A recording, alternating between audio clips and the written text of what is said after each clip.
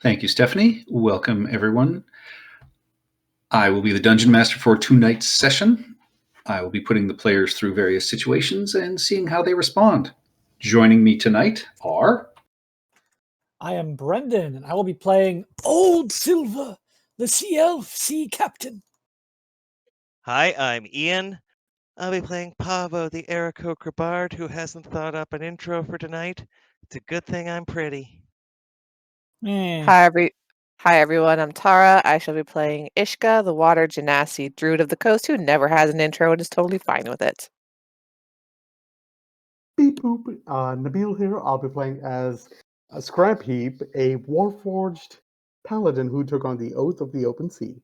Beep boop. Hi everyone. I'm Chris. I'll be playing Montauk, Lord of the Dance, Goliath Battle Master Fighter. I'm Stephanie, and I'll be playing Rue Belle Devereaux, Cleric of Umberly and the second Princess of Moraes.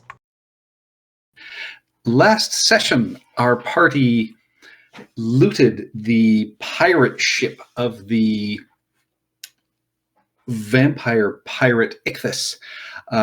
They found a variety of items, including a map to the lair of Sea King Tentrix, who had put together the Black Armada and raided various cities along the coastline.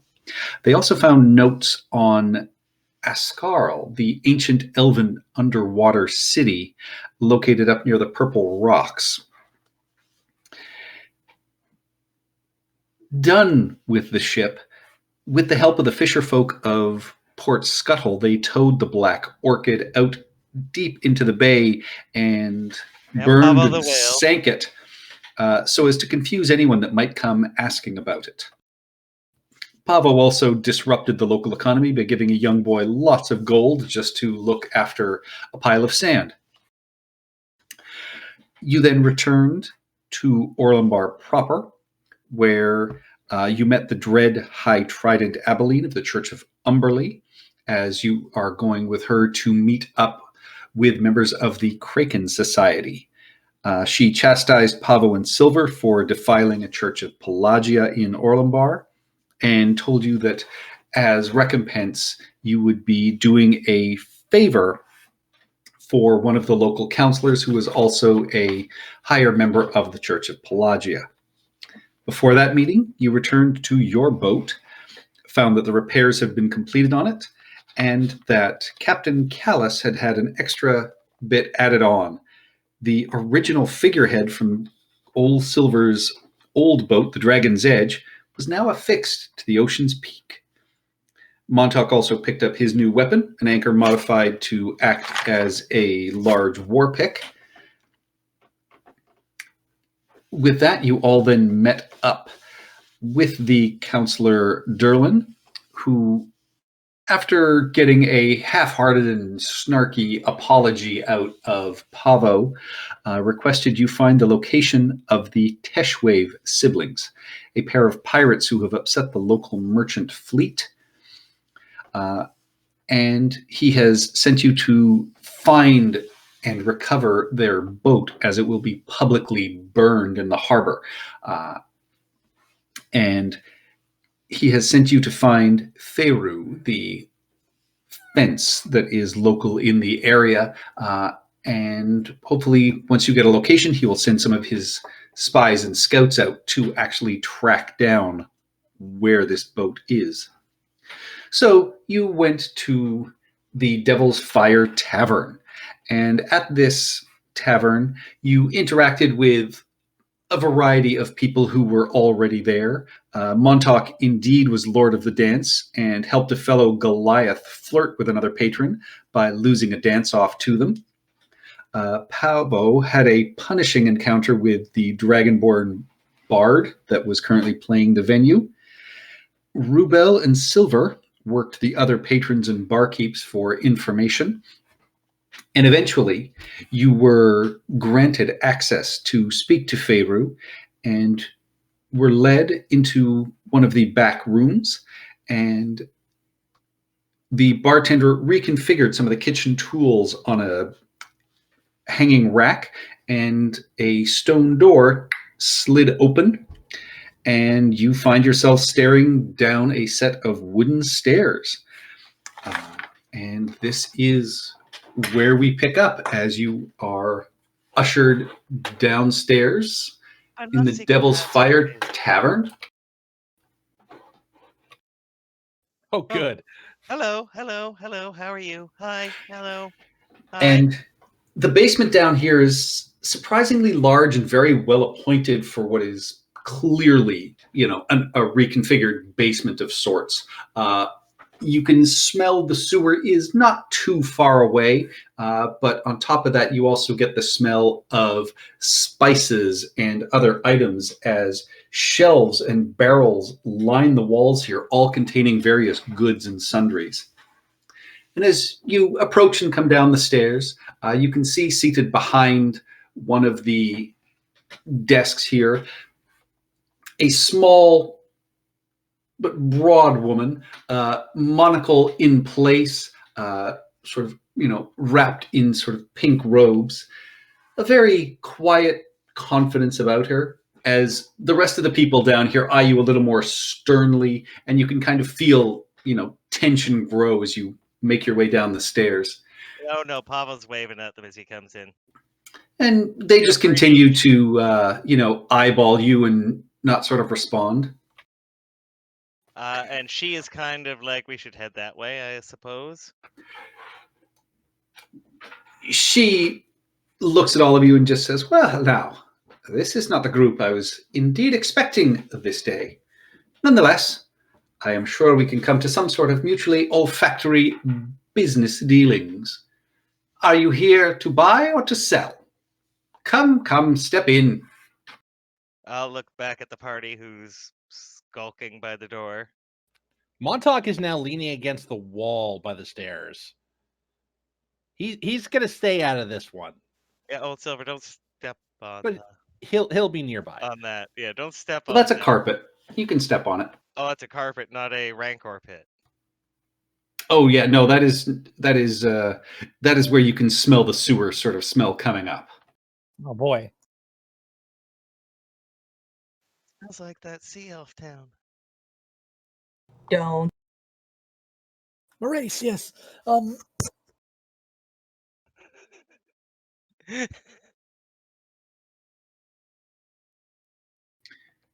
Well, what brings you onto my shores? Are you here to just look around, or are you going to conversate?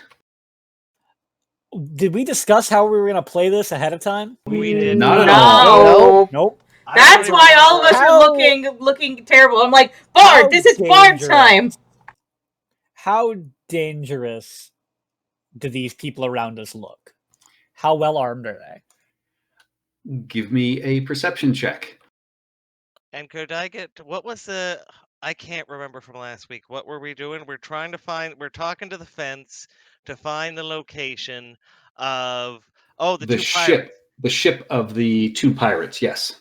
Madam, we're actually looking for, and I'll get in close. We're looking for information. A dear old friend of mine runs the ship. And what's the name of the ship again? You tell me. You're dear friends with them. Oh Jesus. Cover and Merchant top. Lord's Folly. Is that it? The Merchant Lord's Folly. Montauk hears you whisper from across the room. Wasn't it that Montauk helmet thing? Montauk has great hearing. Also sell the helmets. Yeah, so and we also have some stuff to sell. So you're looking to offload, and you're looking for your very good friends. Well, Yes. And we might leave. you so- imagine I'm some sort of suppository of information, then I take it.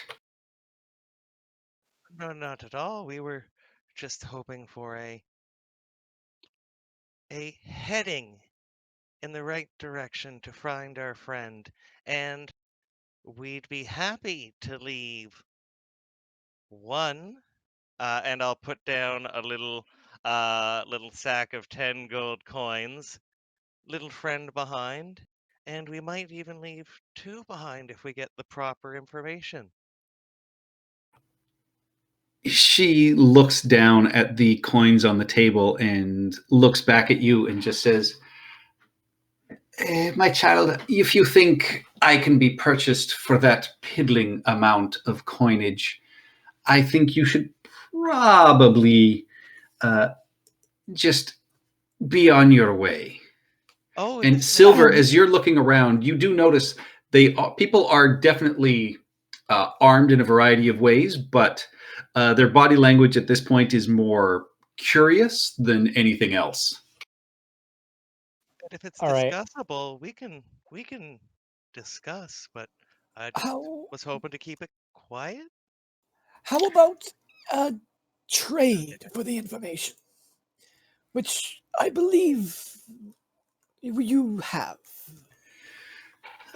Well, And she'll look at you, Pavo, and just say, if you'll excuse me, the grown-ups are going to talk.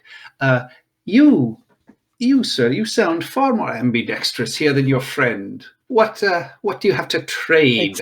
Ambidextrous. Have you not noticed how many words she has misused so far? Olfactory paying attention, suppository. no. Jeez. Inconceivable. I pull out the helmet.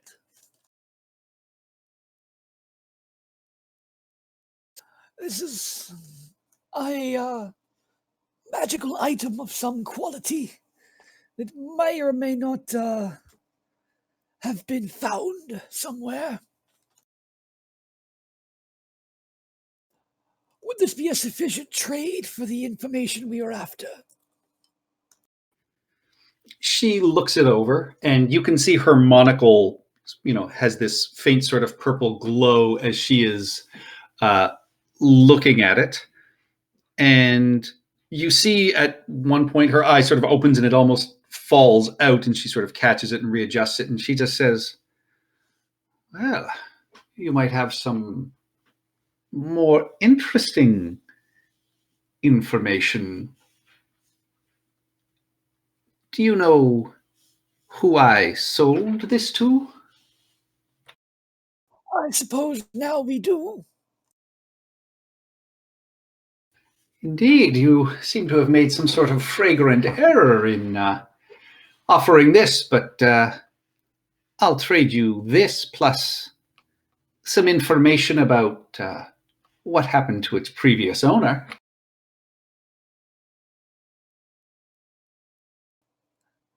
I'm afraid we won't be giving any information out. Trade secrets and all. She grins and she just says, I do like that. Now then, what would you be wanting with the Teshwave siblings? They haven't killed anybody. They're thrill seekers.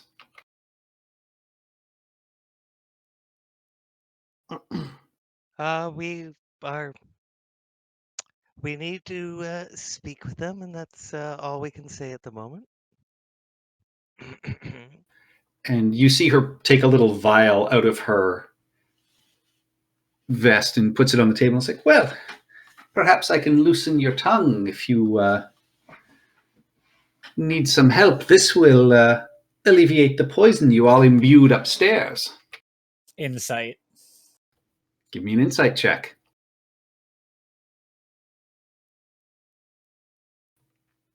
25. Yeah, you stare at her and raise her eyebrow, and she raises an eyebrow, and you catch just the twitch of the smile at the corner of her mouth, and yeah, she is bluffing. Really, does the bar upstairs poison all its patrons every night? Seems Oh, yes, most often by mistake, though. Pavo was going to gag himself to try and throw up, but he stops as old Silver like, So, we each have information the other wants. Nothing more valuable than the right word in the wrong ear.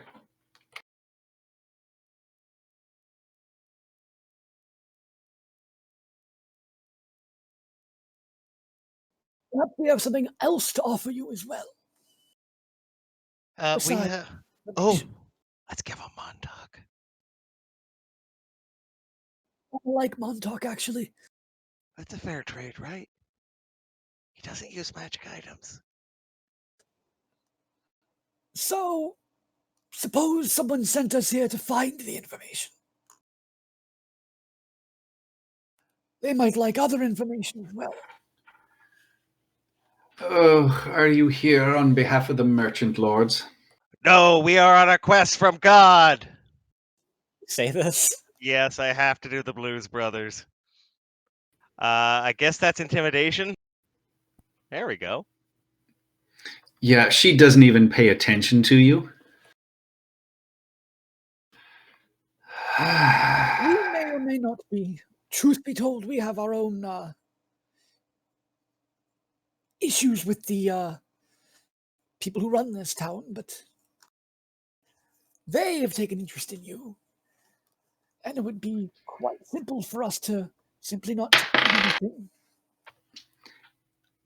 Beyond I spend enough money and pay enough that nobody really cares what I do. Not everything I do is illegitimate, and quite frankly, your mercenaries being hired to save the merchant lords a reward.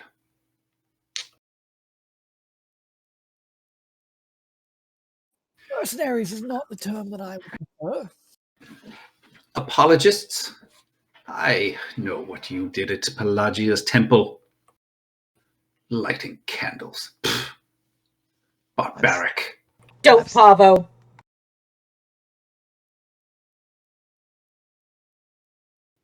Did you really think you would see the words? What See the word. words? That's new. That's new. Were they in the shell or on the candle? Oh, looks like I have a little more information I can trade for you. Oh, come on. Silver, we gotta know. Like, Pelagia's kind of pissed, and I'm still not sure what I did. Oh my god, you were drunk. It wasn't nice. Look, you show up with something belonging to Ichthys. There's no statue of imitations here on seeking Tentrix's ire for you either stealing or, frankly, that creepy-ass vampire. I'm happy to see them go. I have no loyalty either way. Customers come, customers go. Business is business. The Tesh Waves have been pretty good for my business. Do you plan to kill them? Montauk will speak up. No. And he's being 100% honest because, as far as he knows, he's been hired to do one thing. And that's just get information as to where they were. We deliver it, and all is forgiven. I thought we were to bring them back. It's out of character. Yeah, out of character. I thought we were supposed to kill them. No, bring them back Nope. and burn Bring their the ship. ship. Bring the ship back. Bring the ship. They didn't care if they were alive or dead. Oh, Yeah. so we could totally. So out of character, our characters would know this information, know the background. We could totally kill them. Who cares? Or we could not. Yeah, Or the we bond could is the slit- normal one. We are an adventuring party. We're I still- have a blood goddess to appease, especially for your nonsense, Pavo. We'll kill plenty of other things, just not the Teshways. Oh, good. They're actually almost as charming as your Chelton friend here. Insight. Does he think Pavo's charming? She think Pavo's charming. Give me an insight check. Does Pavo think Pavo's charming? Pavo Yes. absolutely thinks Pavo's charming. You're just confused by someone saying those words out loud, Silver. Or sorry, Pavo. Yeah, you're just kind of confused. Silver, she seems genuine.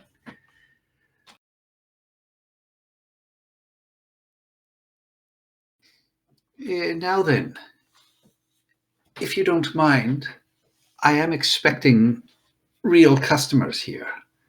I will happily take that helm off your hands if you want.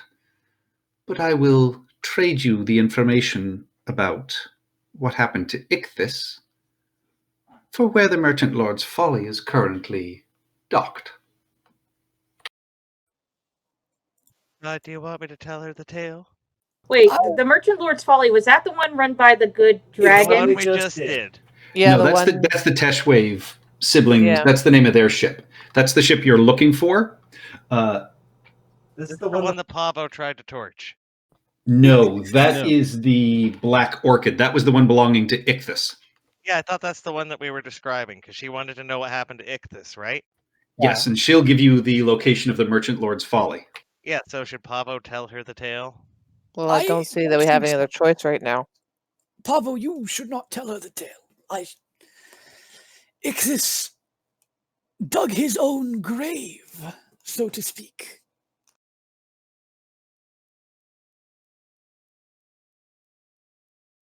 Yeah, I would have told you a better tale. I thought it was a clever way to phrase it. His grave was in the sky. Well, No. It's great. Consecrated dirt. Yeah, but it looks came like from the sky. looks like it might be a good time for us to take a wee holiday then, as if Tentrix is going to come looking. Maybe it's best few people aren't around. So after the vampire, his boat was pushed out, and we hope- Pavo, I cut him off as soon as he starts saying that. Well, I hope you scuttled it and sank it deep. No, well, I guess Old Silver's hands around Pavo's beak, but he's nodding Yeah, at that telling question. anybody about the town helping us. No, I wasn't going to. I was going to say I pushed it out. I just pushed it out as a whale. She had a whale of a question.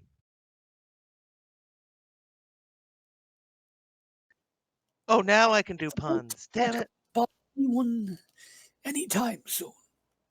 Maybe Tentrix will find it after quite a long search. But it shouldn't be something to worry about.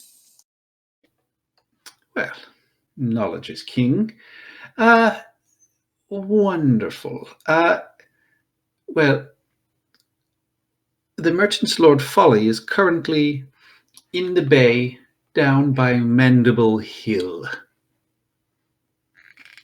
Insight? Sure. 14? She seems genuine enough, but she clearly knows you read her earlier and is being a little more careful with her reactions, but seems genuine enough. Mandible Hill? And I once knew a girl from Mandible Hill. The helmet. Do you Yes. trade in gold or do you trade in other items?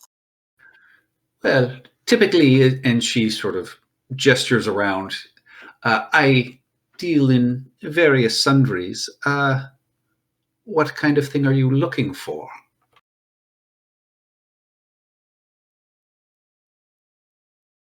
+2 cross.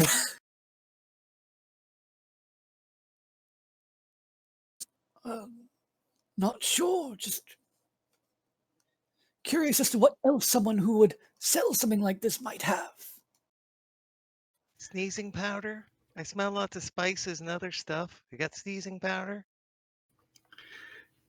She just says, no, I don't typically deal in weaponry. This came my way and it's been sitting on the shelf for a while. I have a variety of potions, and I have a spell book if anybody is interested, but it doesn't look like you are the type.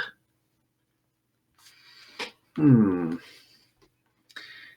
you wanting a weapon of sorts? I'm sure that can be procured.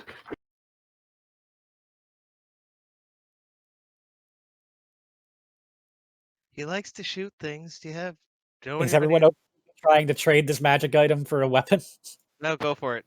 I have a... Yeah, it's just good. I have a and you see her reach into her vestment, and she pulls out a ring, gold, and it looks like it has a little hummingbird on it.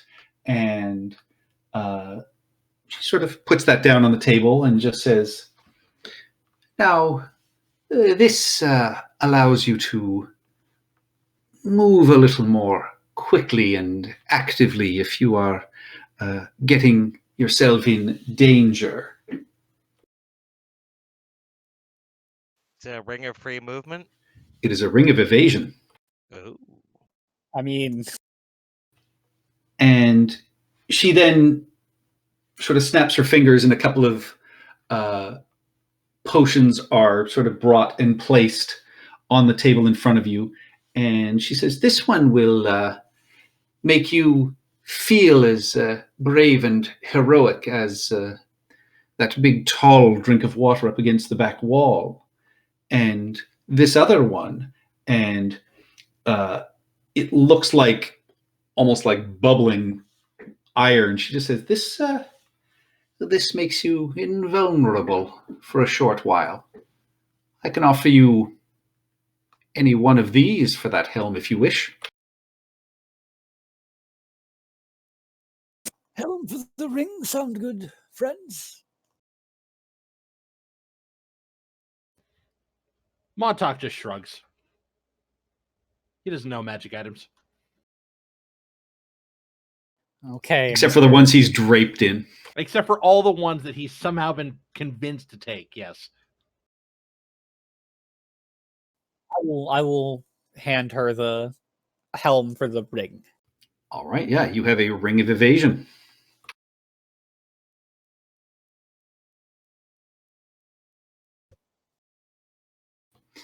It's a pleasure doing business with you.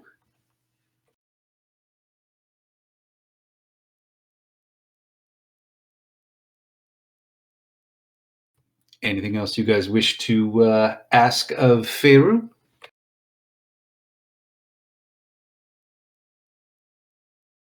There's nothing else we really need to know, is there? We were here specifically for the twins. There's nothing. We don't have any other unanswered questions, or where do we go to find this or that, the other thing, right? Everything else has been checked off.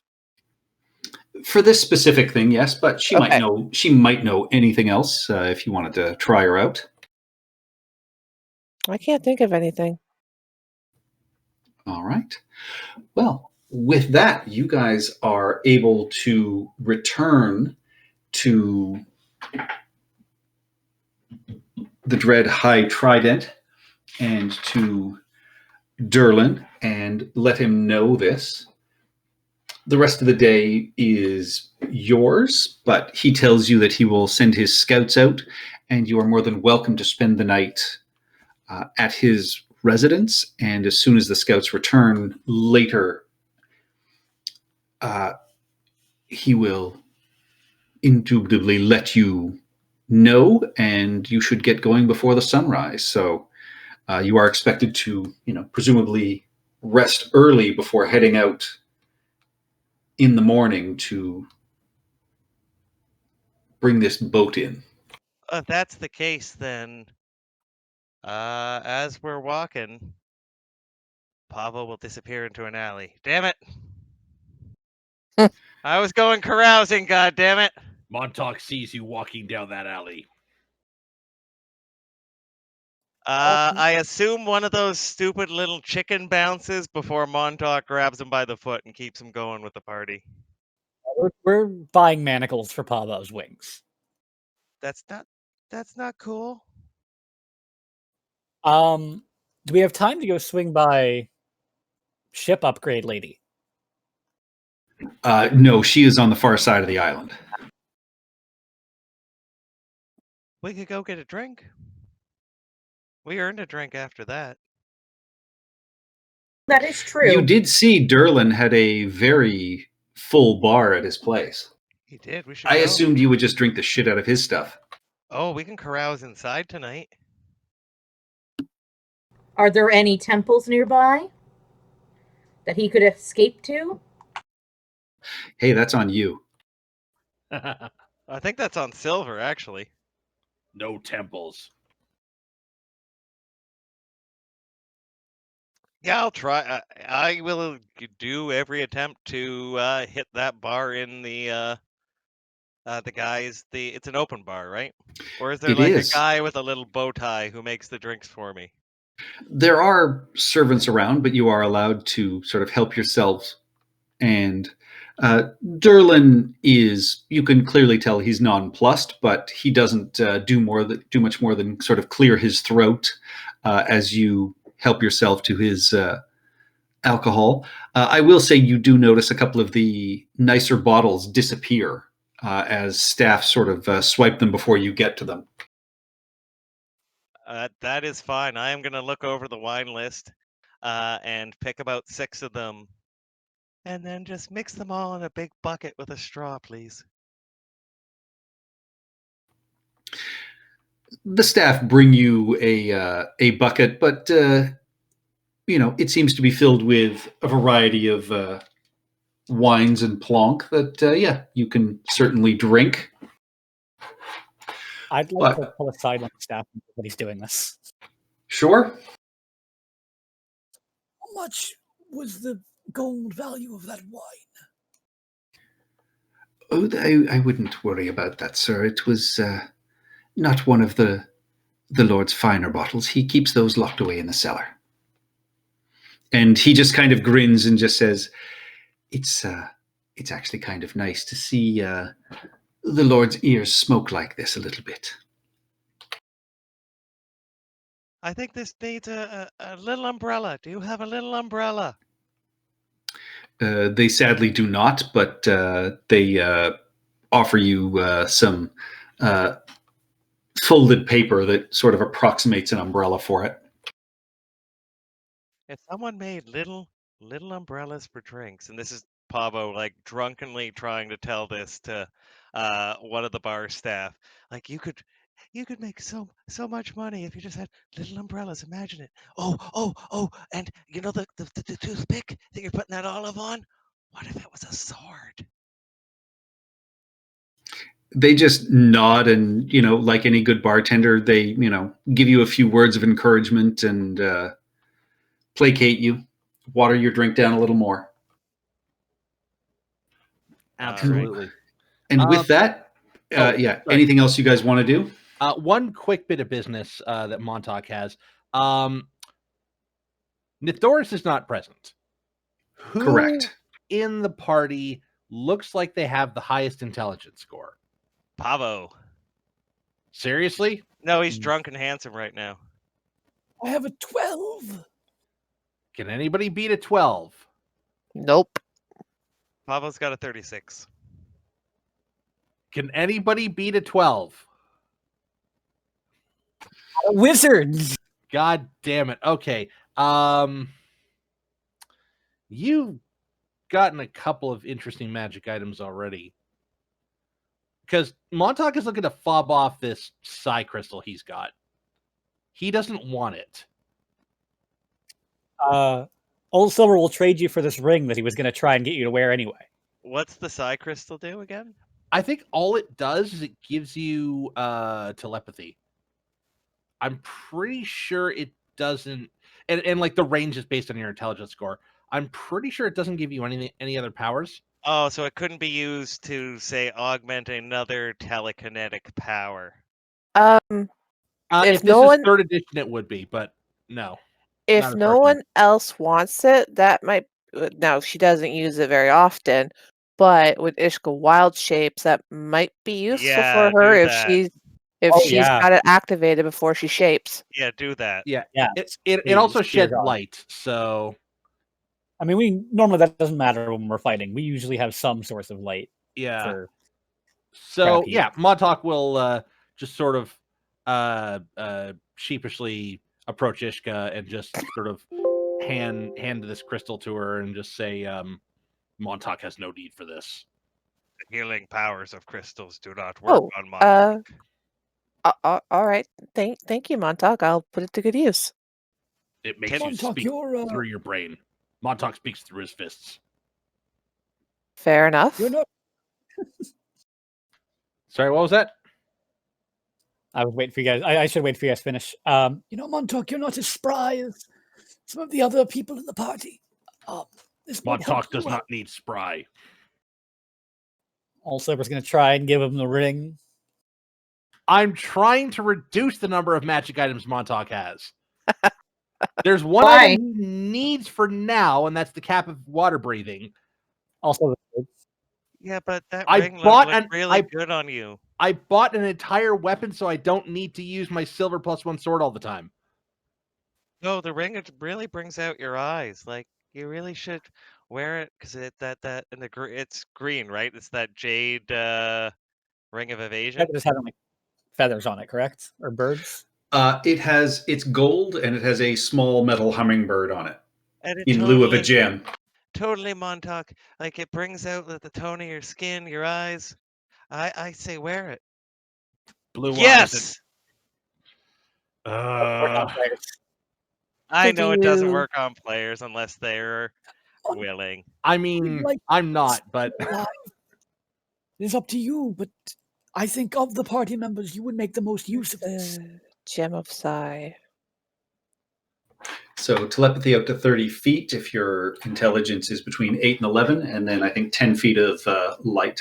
Okay. That's useful. Can we do carousing from the bar? No, no, it takes a week. Carousing tonight. We're not carousing again in this town, Pablo. Like, basically, you could drink your face off, but that's not carousing. Carousing is you basically decided to just, like, go on a bender. All right, but let's see what it would have been. 70 is a good roll.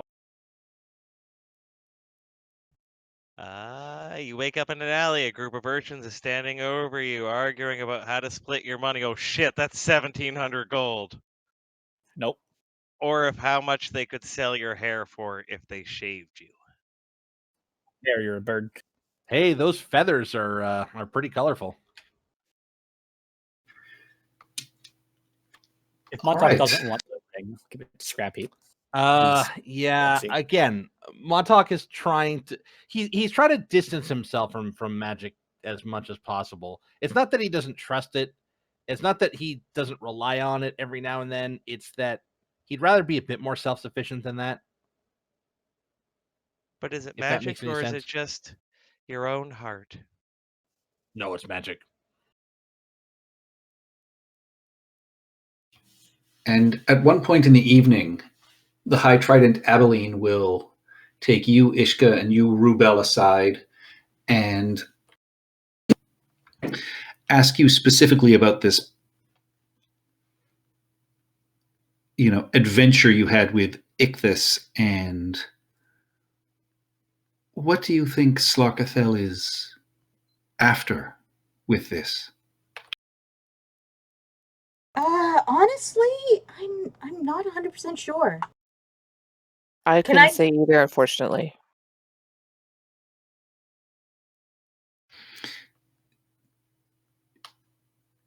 Now, Ishka, did you mention that Xaro telepathically contacted you? I don't think I did. But if I feel it's relevant, she would say it. Oh, right, the Aboleth. There we go. Okay, it took me a hot second to remember who that guy was. Yeah, I would probably Ishka would probably mention that yeah, like an Aboleth kind of reached out and telepathically gave her a heads up. Kind of weird. I thought we were promising not to talk about him. It's only bad when Pavo does it. Well, it seems interesting that Slarkathel would go after another telepathic being. So I understand why this Aboleth would be willing to, I can't say aid.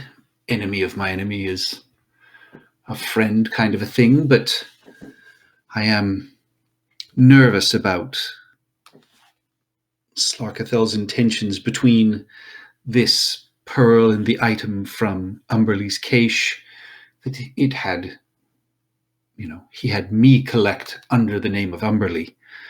But I am very concerned that our champion is acting erratically or acting imperiously without any understanding coming from Umberlee herself. I think this meeting with the Kraken Society, Rubel, will be enlightening. I'm just wondering what else Umberlee is having these pirates collect for her. Mm-hmm. I agree. I mean, Our Lady always loves the shiny things, but that is her right because she maintains the waters for us. And Pablo. Indeed, and if Slarkathel is using her name to collect these items, which I do not believe he is acting on her behalf. I have had visions that show danger. She does not seem to be supporting this. But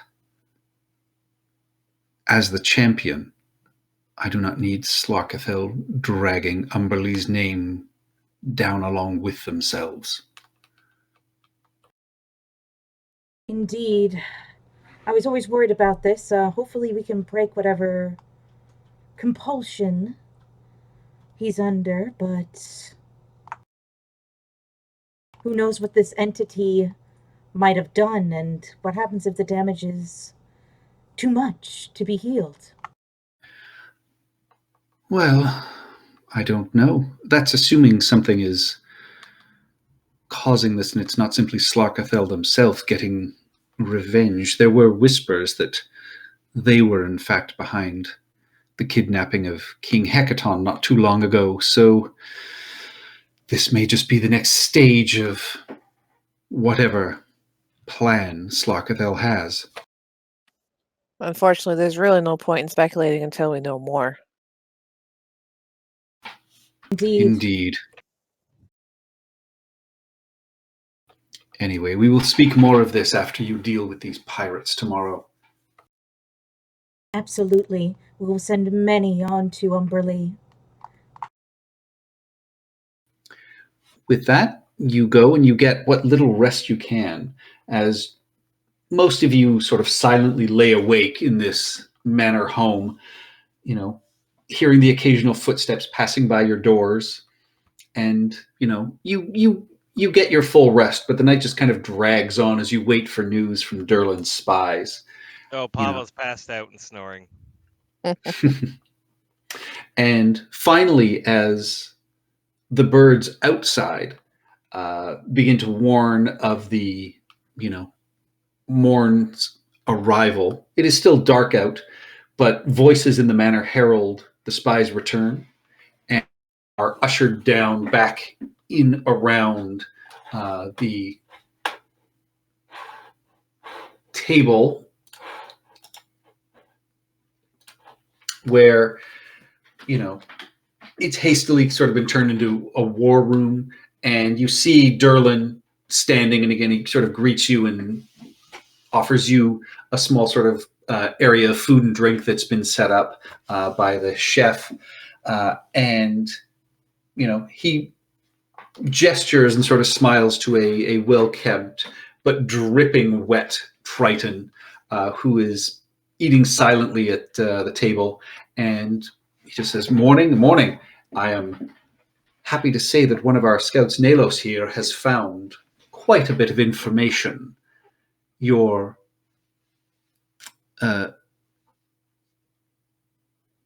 fence friend gave you the true location, and the Merchant's Folly was indeed docked in the cove described, though Nalos here says it was being supplied as he arrived via the forest path. And it is indeed the right ship, as the words were etched into it with the stolen sigils and emblems of the local merchant lords. And Nalos actually puts his sort of food down and chuckles at this. and finally pipes up and says, I spotted them two siblings making a deal with some sort of trader docked next to them. One of those two, very interesting. Feathered cape. The other had these weird facial markings. They looked like large predatory animal feathers, if you ask me. And he just sort of goes back and continues eating. And Does that sound like anything that Pavo might remember from Chult? Large predatory feathers, like what? Like T-Rex feathers? I was also going to ask, are they pavo feathers? Or Pavo feathers, or Aarakocra feathers, or something that ties it to Chult? Oh, that's okay. yeah, Nalos just sort of shrugs. He's like, I seemed more like it could be some sort of giant bird, maybe a big owl or one of those large, what do you drowners call them? Oh, pebbles. Rocks. Oh, Rocks. rocks, Yes. yes. Yes. I mean, other than that, I remember they traded some sort of glowing gem for something or other. So I don't know, some sort, one of those magical component kind of things. Other than that, I didn't see them carrying any weapons visibly, but they were wearing armor, which, if one were to think about things, that would be interesting. But anyway, once I got the location, I turned and just came back along the forest path safely, quietly, no incidents at all. He didn't swim? We're talking to the trident, this guy, right? The trident guy? I took the forest path. And he's soaking wet? Yes. Oh, right. Don't they have to keep wet?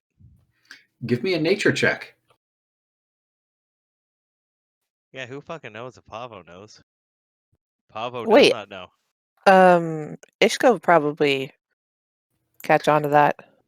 Yeah, you would know, Ishka, that they don't need to be kept wet any more than you do.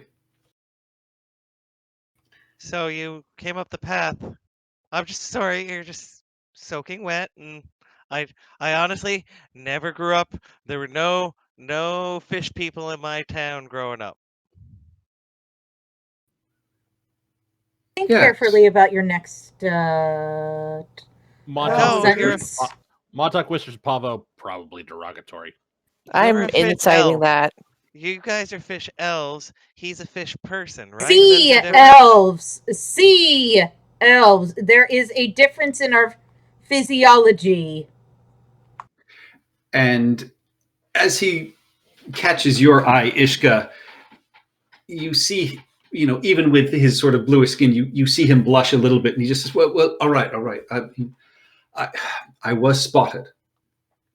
But the weird thing was, they saw me from like 600 feet, and I was in very dense foliage. I don't know how they did it. So, yes, I dove in the water and came back here for part of the way. So they probably know that we're Insight? coming. They probably have a good way to spot us as well. Oh. Yeah, that forest path might not be safe. You might want to take the boat. And he's being truthful. That's with my insight there. Damn, couple of crits. Yeah, he's being truthful at this point. And Derlin just sort of, shakes his head and clucks and just says, oh, fine. Yes, if you were going to take the path, we would have had a small boat that would have helped you tow the folly back in so we can burn it publicly here in the bay. Perhaps it's best if you just take that boat, go along the coastline. They might not be expecting that. Swim the last part of the trip as well. That worked well recently. Just climb straight onto the deck. Well, that's an interesting way to do it.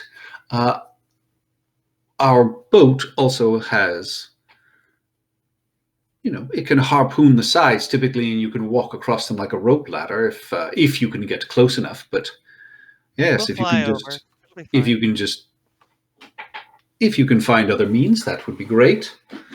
Now, I will give you 500 gold each for bringing this boat in.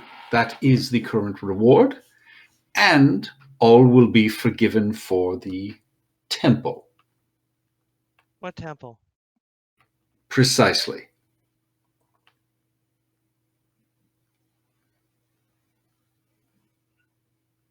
All right. You bring us the boat. You bring us. I mean, the Teshwaves, dead or alive, it doesn't matter. If they're dead, that's fine. We'll just find other bodies to burn on the boat. Find other bodies. Excuse. There's lots of criminals. Let's go. Chop chop. Wait. Why are we burning them? Why aren't we giving them to Umberly? I'm also going to collect everybody's water skin and fill them up at the bar before we go. Well, eventually they would go to Umberly once the boat sank. Montauk isn't giving you some water skin. A town that seems to care much about Umberly. Perhaps we should respect their traditions. I mean, we could light a candle for the light. Maybe. Oh, I think we've done enough of that, Pavel. Let's just get what we need and move on to get this done. oh yeah, I'm filling up at the bar before we go. All right. With that, you are introduced to Captain Sarah, and he brings you down to the docks. You are shown a fairly well-kept small ship. I call dibs on the captain's quarters. No. You are not the captain. The forms must be obeyed. And you head out, in this sort of pre-dawn light, keeping close to the coastline. Oh, I like Patrick. I really like the using the forest map with the blue light. That works really good. It is a nighttime map. Yeah, it works really good. I like that. Question while we're sailing out. Since these guys have such a sight range, basically, do we want to try and get any of our own scouting closer up? Because that guy only got within like 600 feet. And he was basically just able to verify that they were there. I could fly over and just Yeah, you're make sure it's still there. You're giant. Like I'm not so much verifying its location. I trust the scout's information on that. Ishka's more thinking of like, do we want to like get a closer look as their numbers and stuff like that? Pavel will gently tap the Eyes of the Eagle goggles he's wearing. I think I could scout numbers up. I can hang up really high above them and use these to just kind of peer down for a little while and see who comes up. Higher than 600 feet?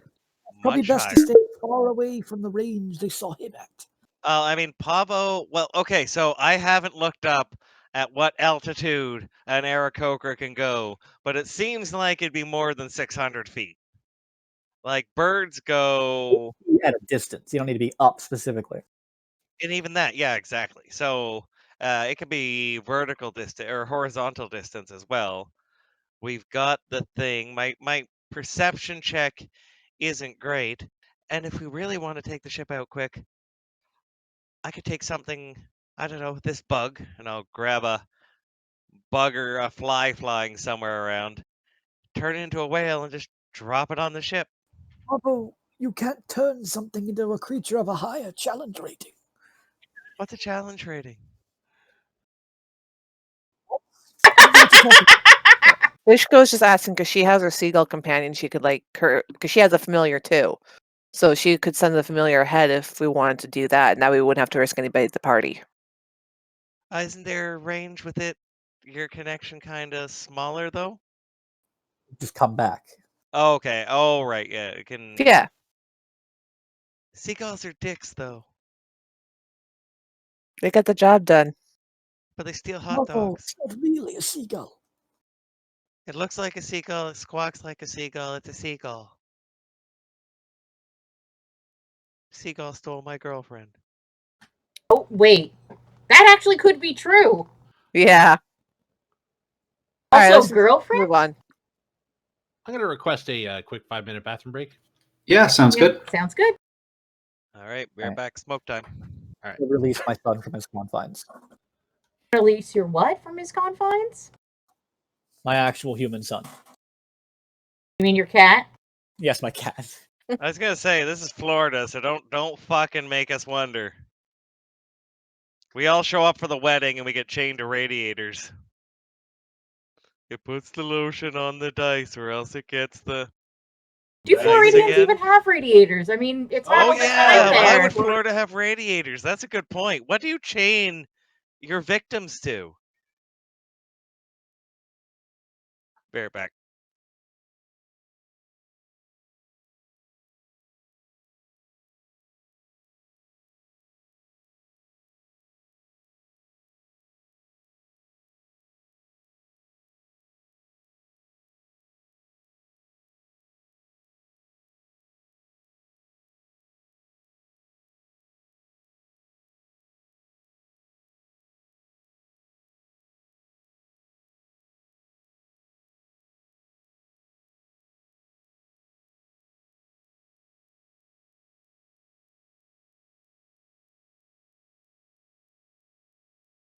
God, he's gotten so good at jumping. Who? My cat. Ah, which one? The one with the baby. Aw, You're the baby. With the other cat sometimes. One has to be in her own room. Mm, He's friendly with her. It's just two of the other cats. I hate when they can't get together like that because the two that we have, Mercury and Maddie, they're brother and sister, and Mercury, the boy, was the shyest thing ever until I moved him out of my mom's place. Because when I lived with my mom and my sisters, we had 4 cats, an older male, Belfast, and another female. And I didn't realize how much Belfast bullied Mercury until we moved out. Because Mercury would either be in the basement in my room or hanging out upstairs. He'd only really come down to like eat and drink and then he'd disappear again. And I thought, okay, that's just him. Because Bullet was pretty skittish as well. Like you hardly ever saw her either. So I'm like, okay, that's just his nature. That's just how he is. Just let him be. Moved him out of there, and he's like the cuddliest cat ever. I was like, I am so sorry I kept you in that environment for so long, buds.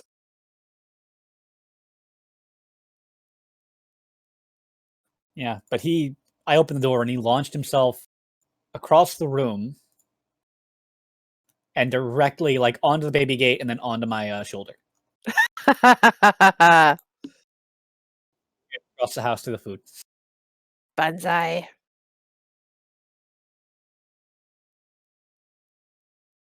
Mercury is so weird when it comes to water. Like he doesn't beg for food, he begs for water. That's weird because cats oftentimes do not drink enough water.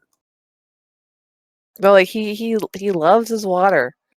Like yeah, like we have to give him fresh water every morning, and we have a lot of ice, and also we don't have air conditioners, so in the summer we put ice cubes in their water. Back. We started that last summer, and now they like beg for it every morning because we're always going to the freezer to get ice for our own drinks. They hear Oh, it. why not? Yeah, And Mercury comes. Oh no, like we still do it. We still do it. It's just we've just gotten him into the habit No, now. you're lucky.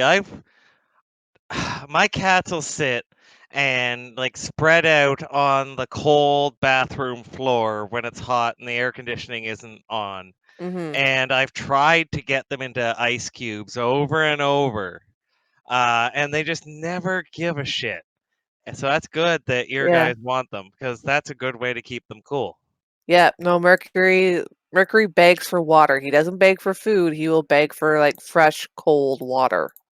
We And actually have that's good Yes. because you fill it up more often. Yeah, every morning and every night to get fresh water, and then they'll get Nice. ice cubes a couple times a day whenever they're, whiny enough. Get Steph to post the automatic one that we just got. I will. I noticed a huge uptake. One in how clean it keeps the water because it has like 3 filters. Okay. But 2, I don't know. They all liked it better and within 15 minutes of me putting it down, they had all come up and like. Yeah, you know what? This one is is way more expensive than your normal one, but I'm loving it because it has 3 filters on it, and with the amount of cats we have, Mhm. Oh, and it every lights up. single one, the cheaper one we got, would just get clogged. Yeah. This one lights up and tells me when it's low too, so it's more visual when I'm walking around. See, like I've bought like the fountain ones before, and they get It's a fountain so. one. It's just like the one where just like it's a battery operated and it recirculates the water, and they get so slimy and so grody so quickly and Yeah. easily. I was This just like, one ugh. we've had for a couple months, about a month and a half. Not slimy yet, and it is a recirculator, but it's more like a pool that bubbles. Every 5 minutes, it turns on for a couple minutes, then shuts off. I posted the link in general. Oh. Yeah. Yeah, it's I'm quite looking at good. it. I was surprised that, and the biggest positive change with the cats, that stupid ass expensive litter robot. Fucking God, we should have gotten it ages ago. Oh, it's changed our lives. Yeah, it is fantastic. It's that big egg vagina shaped litter box. Yeah, I plan and on getting one of those too It's eventually. expensive, but fuck, Worth it's it. worth it. Yep. Family uses those. We can't because we use the cheap litter. Oh no, we use the cheap litter from Costco. $10 a box for Well, we like use- 10 kilograms. We use like litter. We use it's like bedding for like terrarium animals. How is that cheaper than diatomaceous, or not diatomaceous? There's Dresden clay. Like little tiny shredded wood chips. It's Oh, not sand. this one actually might work. Look into it, because I actually kind of like how it sifts out the poop, and especially using the Costco, the Dresden clay. We set it to 15 minutes.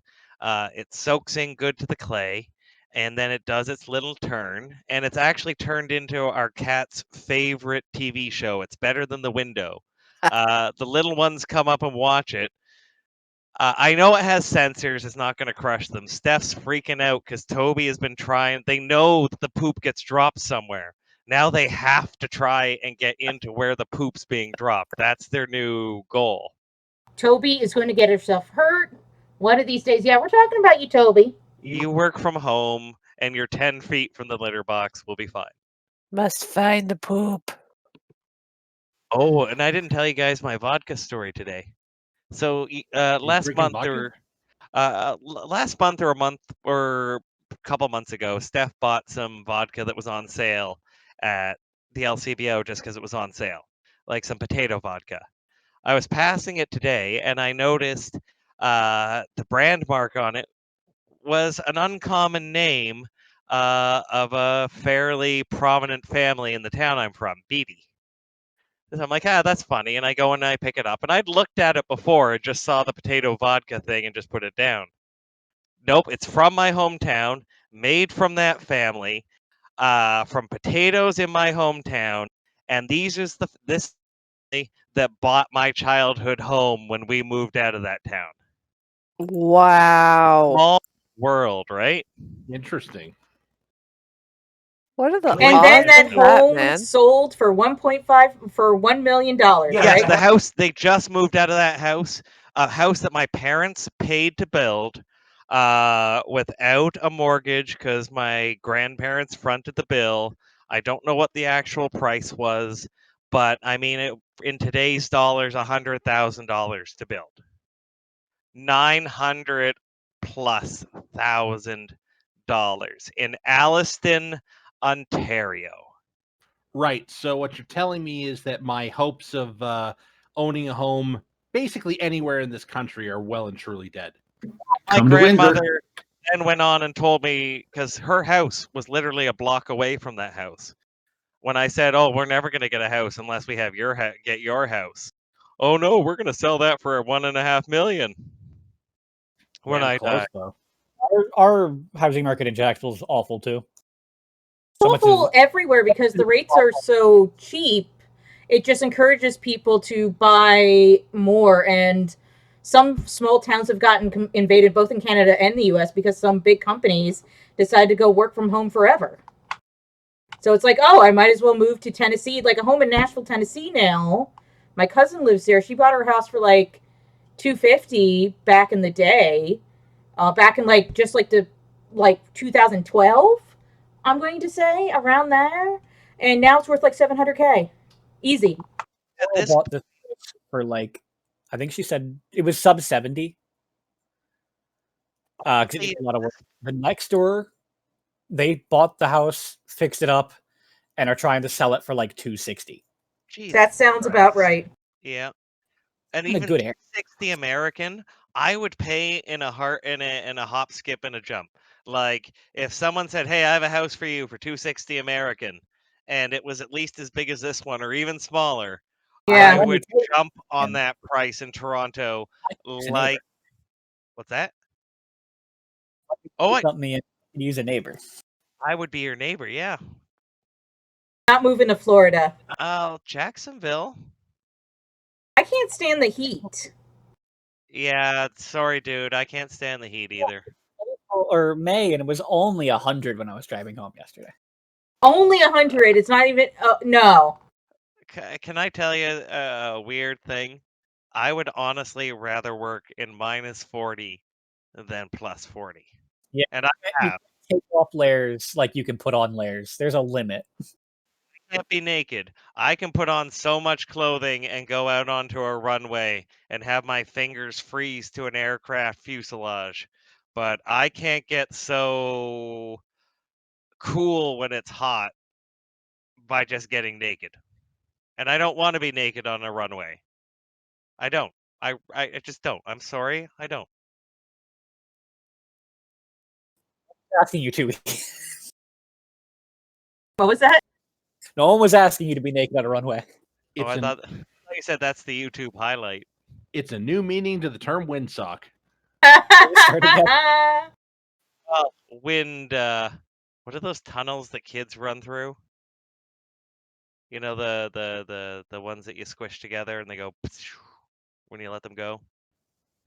I don't know. Nylon covered aluminum hoop tunnels. Yeah. Anyways, I think we're all back at this point. Or are we still playing? I don't know. I guess so. Sorry. Well, it depends. I mean, it could be a serious question. Does everyone just actually need to have a visit rather than continue tonight? Both, I would like- actually. I- Both. I would like both. I wasn't. We can, because right now where exactly are we right now in the storyline? We're going to.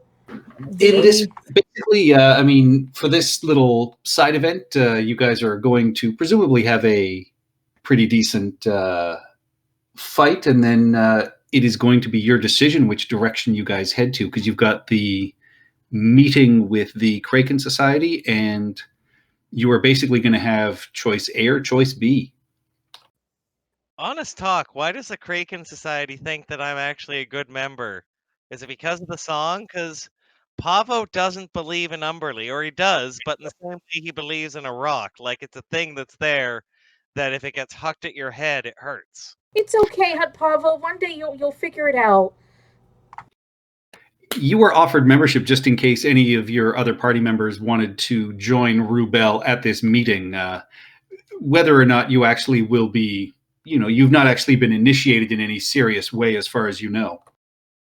But I've also had a actual, honest to God, what other members of the church would call a religious experience. I got a gift directly from the God. So maybe I should not feel guilty. God, she's guilting me. She's a Catholic. The Catholics of the Sea. They carry a harpy. No. But So, yes, let's continue on. Yes. all right, before the day breaks, you guys are making a good pace in this ship. The wind is behind it. You make your way along the coastline. You can the sea breeze and the morning dew is still prevalent. The waves, you can hear them smashing against the shoreline here. Some of the local bird calls. You can see just a hint of the sun starting to peek over the horizon. And as you are making your way and hugging the coastline, the ship's captain will tell you he will stop about a quarter of a mile away and give you a rowboat if you wish, or he heard you sort of chatting about, going under the waves, whichever works for you, he will do. And you see him, taking a couple of early morning swigs from his own sort of silver flask. Pavel will try and get he's got a horrible hangover. Let's try and get some from the captain. Yeah, he'll offer it to you. And as you are making your way through this, Rubel, you notice movement under the water. And as you sort of keep your eye out, and the waves are, pretty good. There's a bit of sea spray, which makes it a little difficult to see under the water surface, but with your passive perception, you pick up what appear to be, first off, a mermaid being followed quickly by a group of Marrow. And wait, Marrow are the bad? Marrow are the bad guys.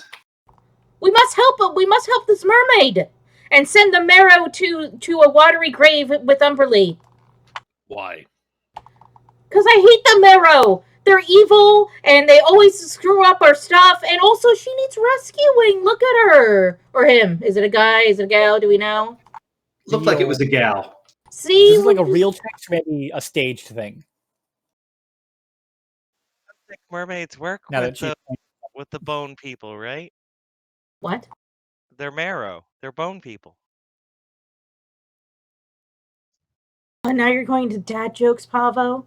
Montauk does not get it. Also, this could be a trick. I agree. Does it look real? Does it look like a real chase? Rubel is the only one who picked it up. The rest of I'm you, pointing it out like CC. You just see some Marrow just sort of quickly slide by the side of the ship, but it's difficult to catch much more than a glimpse of them. All right, so can Pavo start circling the ship, looking. I'll be.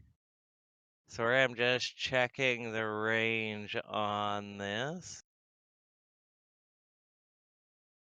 30 feet. Okay. So I'll be about 20 feet above the waves, and I'll circle out, kind of keeping an eye on where the mermaid is. And I'm going to, because I'm assuming I'm not going to hit more than one around. Let's use. Why won't it? Maybe shattered. No. I'm going to try and blast any Marrows I see back from the mermaid or the ship as I go. So they're just getting kind of. Well, give me a perception check with disadvantage as you're trying to look through dark water. Advantage because I got my awesome ass eagle vision. That doesn't give you dark vision. Oh, one of you bitches better give me dark vision. Perception. Montauk can't help you there. Yeah, 13's not bad. It's not great, but it's not bad. Yeah, it is not enough to actually pick one of them out under the water. You can see the occasional movement of water itself, but yeah, that you cannot see underneath the water to see where these creatures are. Use the last of my movement. Oh, that's a bonus action. So it's going to be a multiple rounds if I'm doing that. So I guess, yeah. What's the range on the side gem again? And do I need to see the person I'm trying to communicate with? It's 30 feet. It doesn't say you have to be in view of them. So if I can, I'm going to run to the end of the boat. The baiting jumping off, we'll see. and basically just project my thoughts out to any mermaids within 30 feet, saying, "Come back, we'll help you." Like, come back to the ship, we'll help you. And then, but I will still try and like tell people, like, we got to go after them. And the captain at this point will also, you hear him yelling to the crew to fire their harpoons at anything that breaches the surface or closes on the ship. Only the Marrow, Ishka will shout out. There's a merfolk there, and I told her to come back for aid. All right. Yeah, you yell that out. Give me a persuasion check as you do so with advantage. Persuasion with advantage.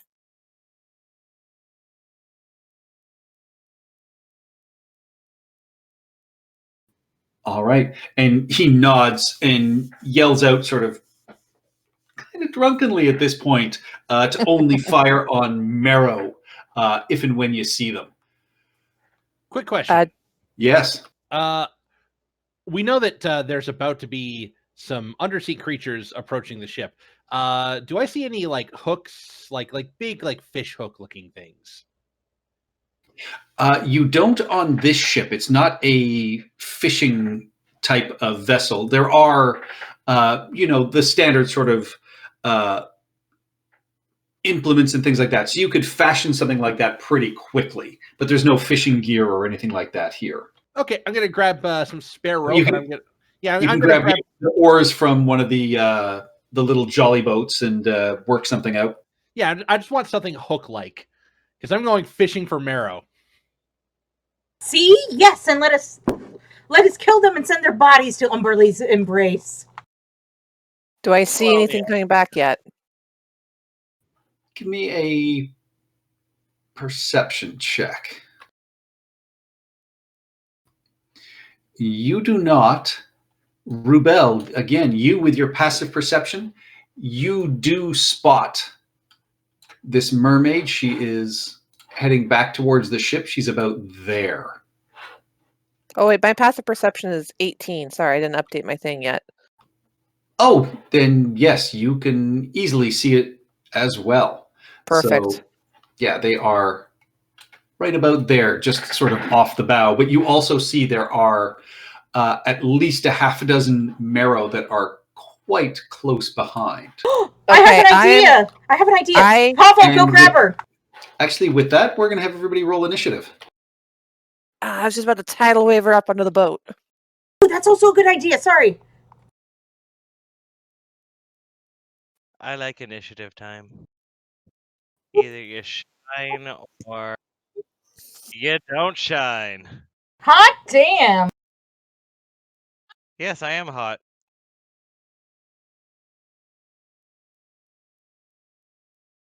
I thought I was coming in low at you. Yeah, look at Rubel there. I mean, she is the second princess. You got to be quick to be the first princess. Shut up. I can't hear you guys here in the initiative order. All right, elves are haughty and they need to be stopped. Let's just drown them. No, the Marrow aren't elves. No, I think all sea elves should be drowned, like right now. Hey, Captain Callus. Yeah, what was with that? Why did he throw you over? Oh, right, because he wanted you to live because he felt pity for you. First up to act is Old Silver. What's Pablo's AC? This big guy. So, yeah, they have not broken the surface yet, but they are near enough that you can see they are starting to approach the boat rapidly. All right. This gentleman, I can see him, right? I can see them with my dark vision. You can see their figures moving. Yeah, but yeah, they have not broken the surface of the water yet. Reasonable shot.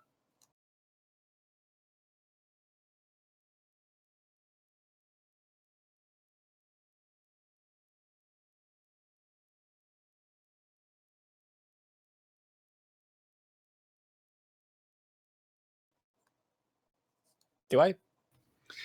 You can see them. You know that underwater, there'll be a little bit of slowdown, but not much. Or are you going to wait until they break the surface? I'm going to try and shoot this guy right here twice. All right. You know You were what? literally there for our discussion about arrows underwater and bows and crossbows. Crossbows don't have the same limitations. They do 100%. Oh, they don't have disadvantage when fired underwater. In real life, I mean. You were Uh, there for the real discussion. That's all I'm saying. Just hang on, I gotta uncheck blessed.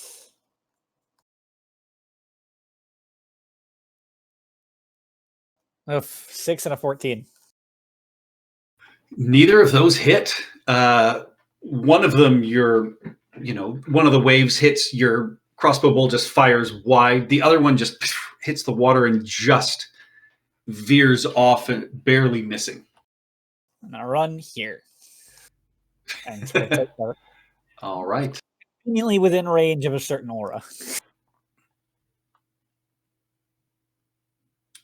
That only helps on your turn. Well, I mean, same. All right. This marrow is going to get to there.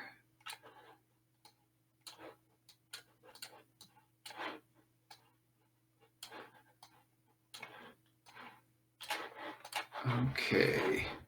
Oh, so they are coming aboard. A couple of them are coming aboard quickly. But first off, they are...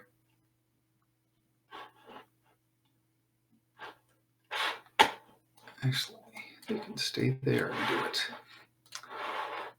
Yeah, that is a 25 to hit, actually harpooning this mermaid.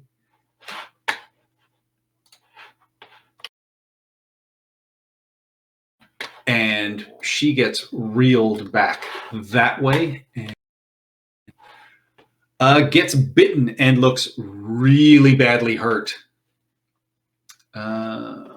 She could have got away if the bell hadn't distracted. Hey, what? Climbing onto the ship. This one is going... Actually, no. This one is going to fire at that guy. Hits the side of the ship. So this guy will fire at him. Also misses 2 9s in a row. This guy is going to, with a 17, shoot at Old Silver. That hits. I would like... Oh, wait. Can I do that with this? Is this causing damage? It is causing damage. This is a harpoon. I would like to use my gloves of missile snaring that I have had equipped and not been attacked by a single ranged attack for like 2 levels. Sure.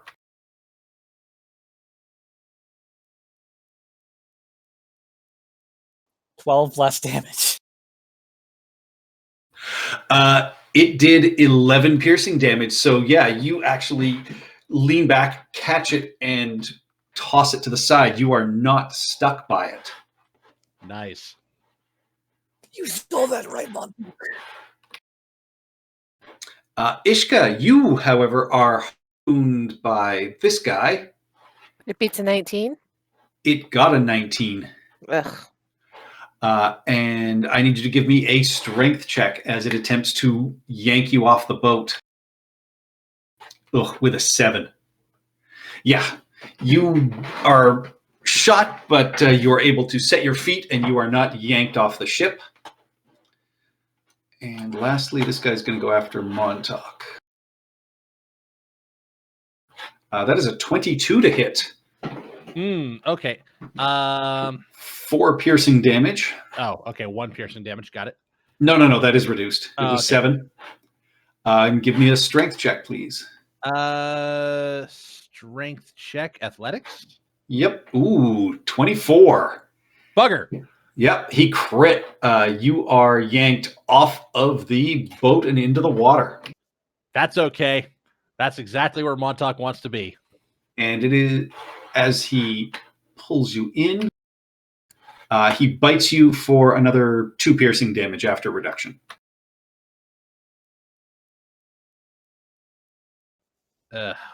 Sorry, Patrick. When that thing grabbed Montauk to pull him underwater, wouldn't my aura prevent that from being, grabbing it?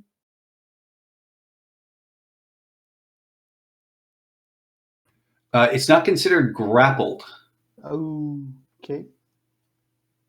Yeah, because it is just harpooned and then reeled in. Okay. Totally. Yeah. Yeah, at no point are they considered grappled. Marrow doesn't. Yeah, because he's not considered grappled even at this point. He's just shot and then dragged off the boat. Stay in. It's just a one time. You're get over here, and then it's done. Yeah. Yeah.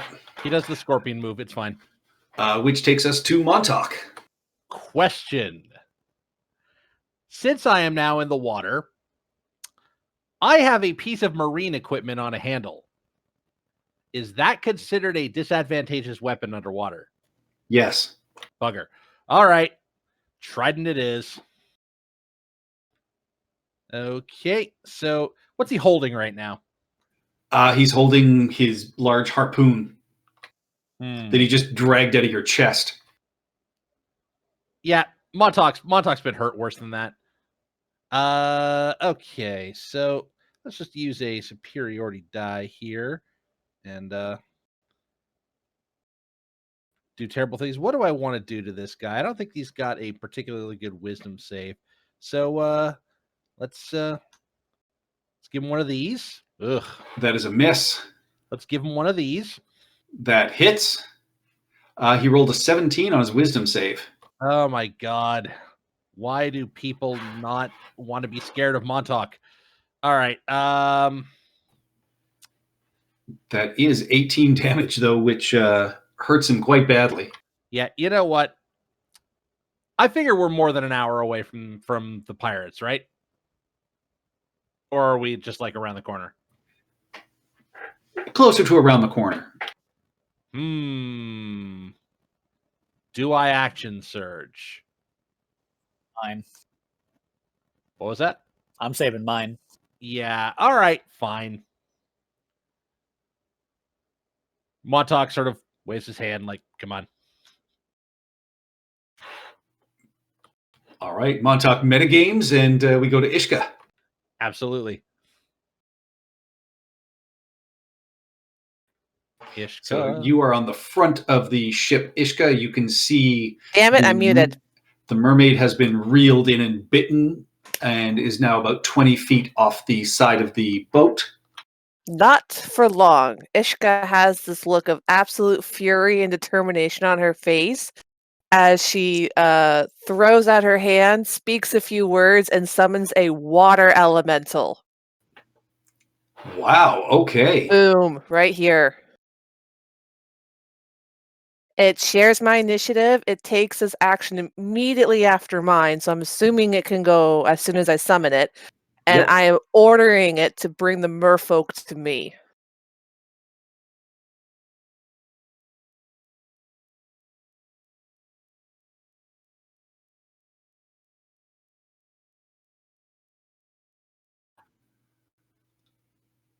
Well, defend the merfolk and bring it to me. Like, that's the whole point of it. Yeah. Well, I just dragged it on. There it is.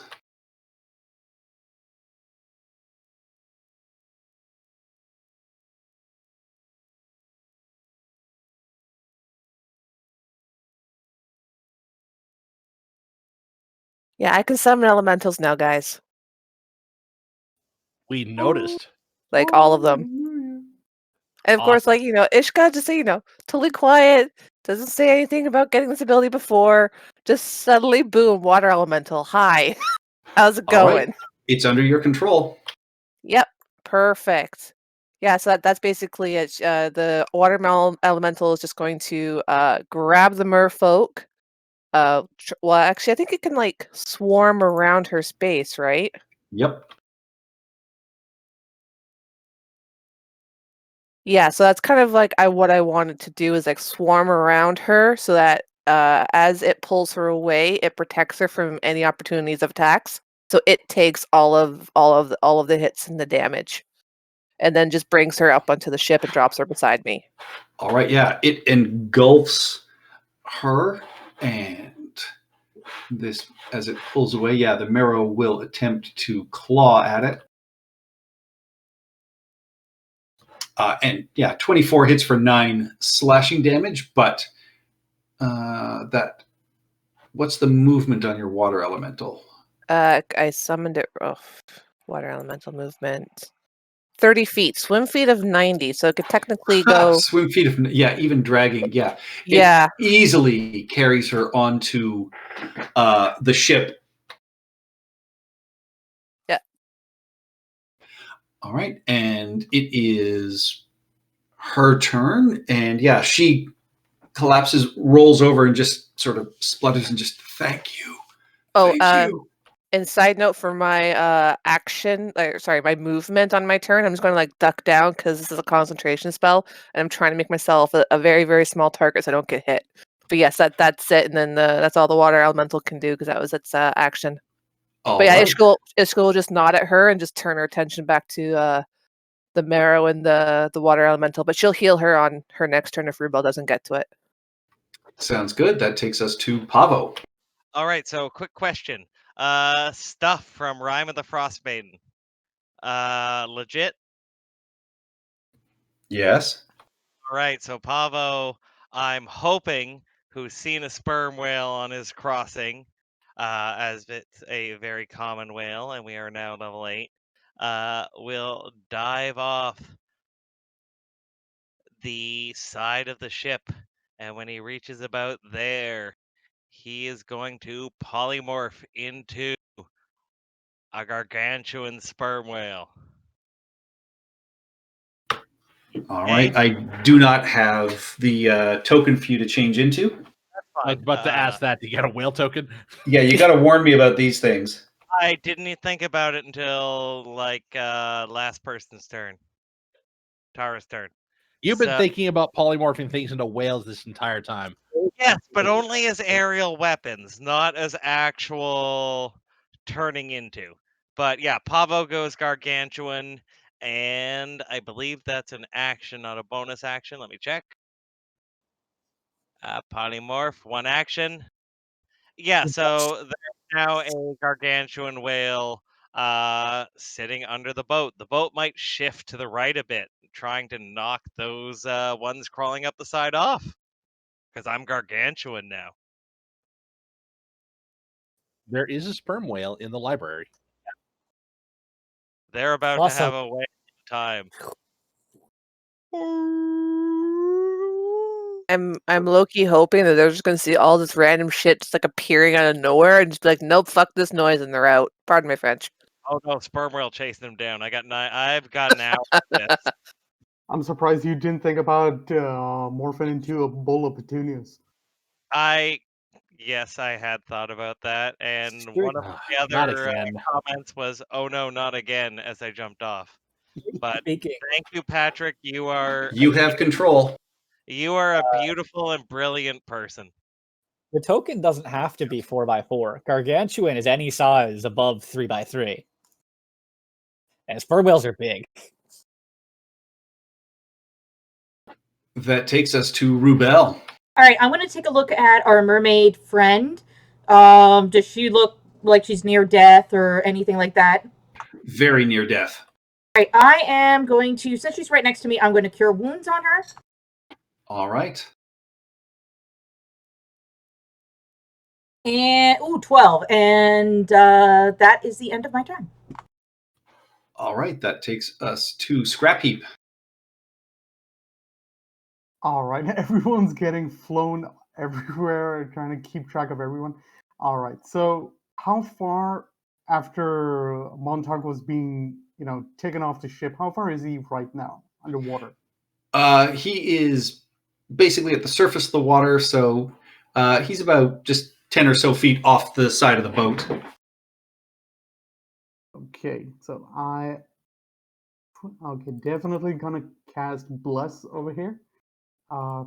On wait, damn, sorry, level 2, so 4 people. It's attack rolls. What? Sorry, I got cut off. Nothing. Okay, is this thing like on the surface, on the side of the boat, or on the water? On the water. Which thing? Oh, sorry, I thought I pinged. He's in the water. Hmm. The ones on the boat are the only one on the boat is this guy.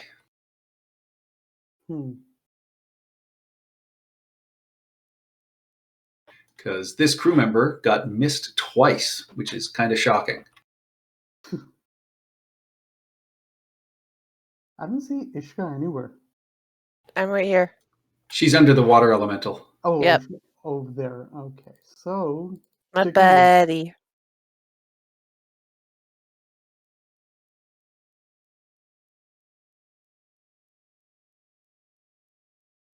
So sticking with Bless at level 2, 4 people, Montauk, myself, Old Silver, and should I cast it on the big blue on the sperm whale? Do it. Yes. If he's under the ship, you can't see him. I am long. I'm long boy. The spell doesn't need me to see him as long as I have that creature of my choice, I think. Yeah, within range. Not Yeah, even it doesn't say sight. Yeah. All right, so Montauk, myself, Old Silver, and Big Blue Whale, Sperm Whale, sorry, and that's it. All right. I'm Spermy the sperm whale. Thank you very Spermy the much. Sperm. Bottom of the round, the crew members fire their harpoons, connecting and scaring off 2 of the marrow. And that takes us to Old Silver.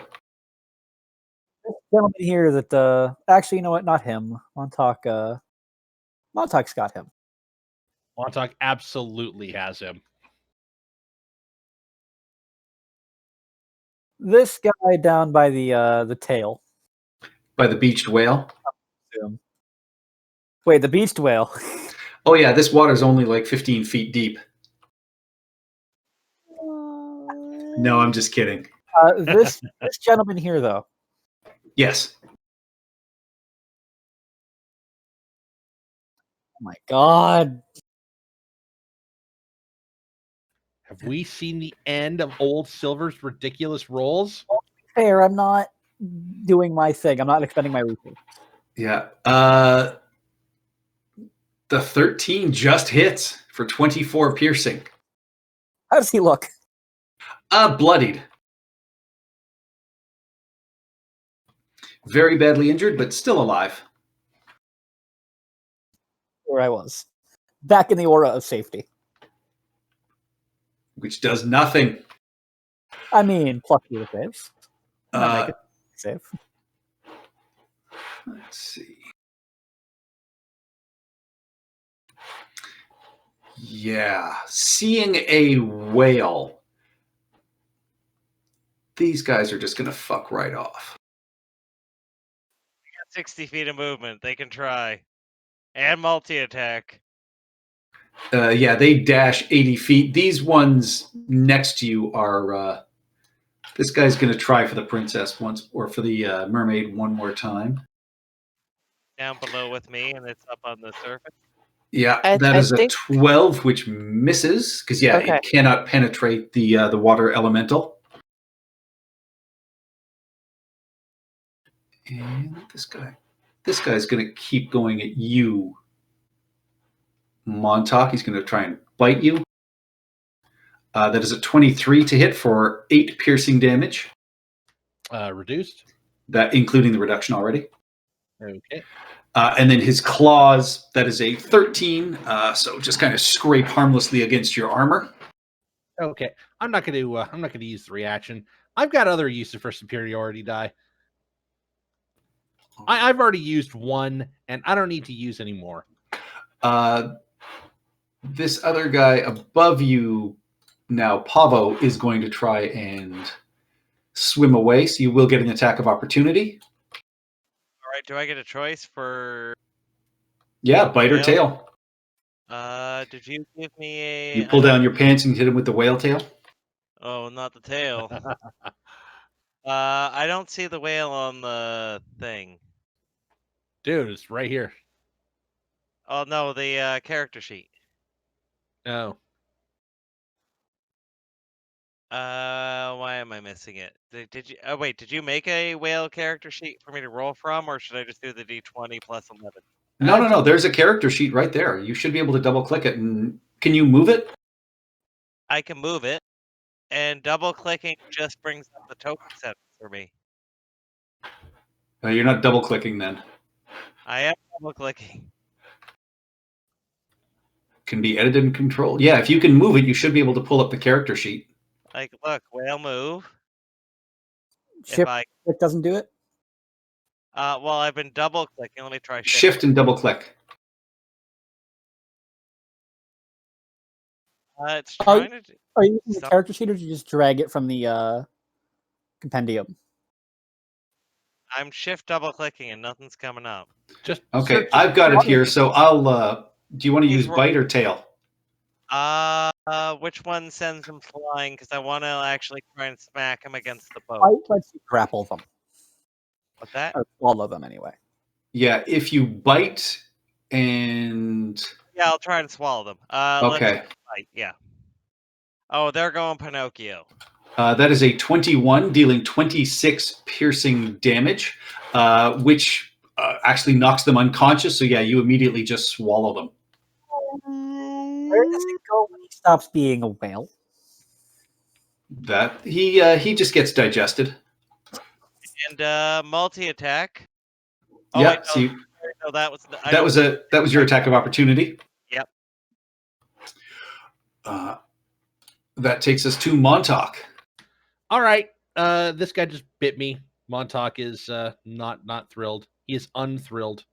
Oh, the sperm whale came up. Yeah, I just showed it to everybody. That picture though, it's pretty amazing. All right. Coral Trident. A lot to hit for 11 damage. 11 damage. He is still going. Very badly 19? hurt. For 11 more? That is enough to take him out. Awesome. Do I see any other marrow in my vicinity? No, the only one left is on the other side of the ship. All right. Montauk's gonna climb back up onto the ship then. All right, easy enough. Ishka. All right, how hurt is the Murph? I know Rubel cure wounds to her, but is she still looking pretty bad, or is she looking like she's okay for now? She's still looking pretty bad. All right, so I will cure wounds her as well, because I don't know how much time we're going to have before we do this. I don't want to use too many spells, so I will upcast it at level 2. So she'll get 19 healing back. Wow. Okay, yeah, she is fully healed. Perfect. And then I will command the water elemental to go after this marrow. And I'm having the same issue. Don't go after that cat. Ian did, but I have the. There it is. Now I see it. So yeah, just boom boom. Oh, why am I whispering? I have set up to Is it whisper. set to default? Oh, by that- with I'll the- Yeah, default. it. That is an 18 and a 19 to hit for a grand total of 23 bludgeoning damage.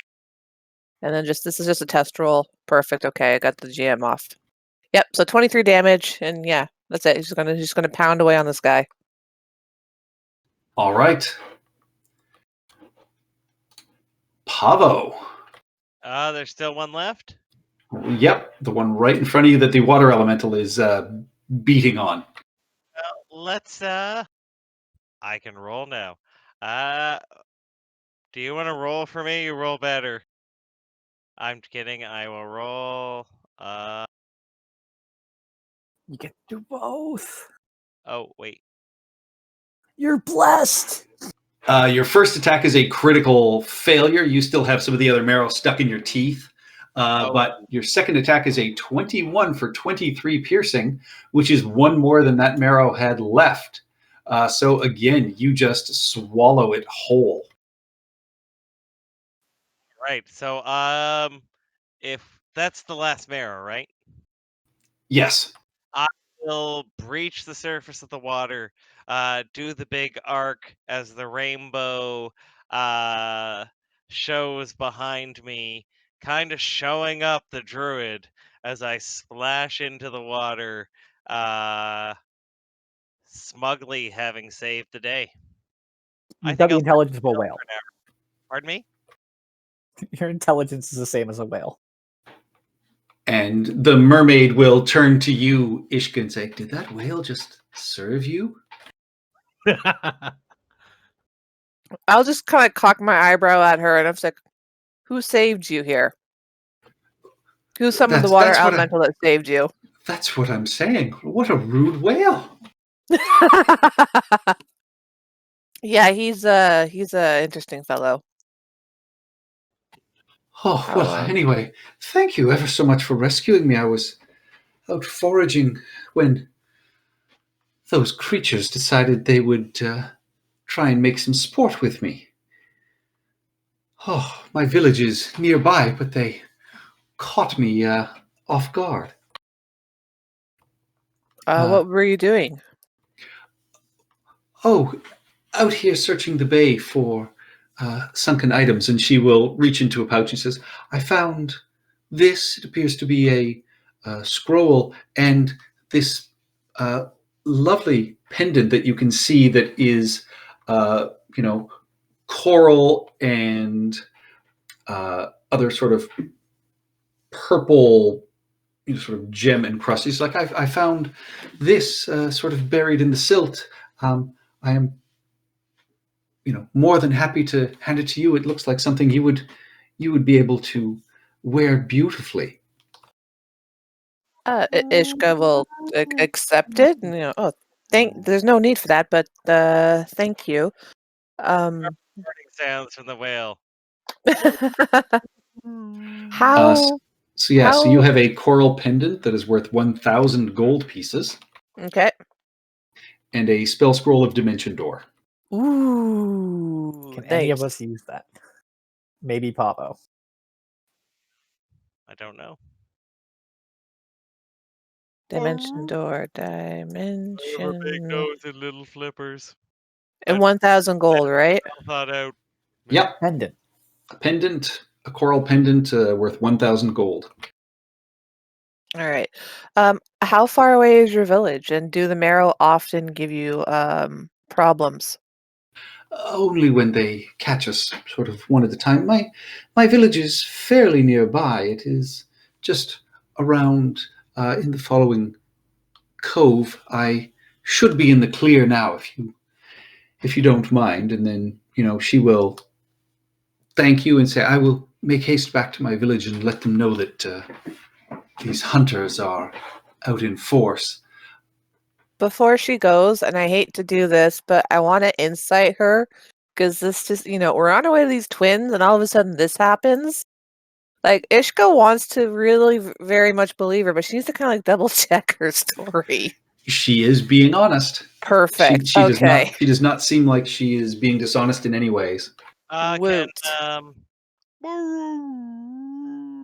Pavo will in whale say, I could probably rush her back to her village and bring her back pretty quick and be back to the ship pretty quick, right? What's your swim speed? 60. No, I'm asking more Patrick. Like I could Oh. literally, she can hold on to a fin and we'll get back to her village quick, and she ain't gonna get. Her swim speed is 40, so yeah, you could do that and you'd still have plenty of time. Ishka will act as translator and say, the whale is offering you an escort since he can swim a bit faster. Well, even the water elemental too has a swim speed of 90, so it's up to her if she wants the escort, really. Yeah, she says, well, showing up at home on a whale would be Pretty cool. So yes, she will thank you again. She will hop back in the water and she will take that escort. At this, the captain will let you know you are about a quarter mile away from the cove, and he begins to set anchor as the rest of the crew starts sort of preparing a rowboat, and they let you know that they can get you a boat, but it seems like we've caught them off guard. Wonderful. And the captain takes another long swig from his flask and offers it around. And whether any of you take it is sort of little concern, as he then downs the rest and goes about checking on his crew. Montauk was about to take some. No, you could have taken some. If Ishko will have Whale's some. back in time, Whale's gonna be hanging on the side. And he will say, if you need us to join in, just screech out like an angry seagull getting some of its tail feathers yanked, and we'll come get you. Oh, that's perfect.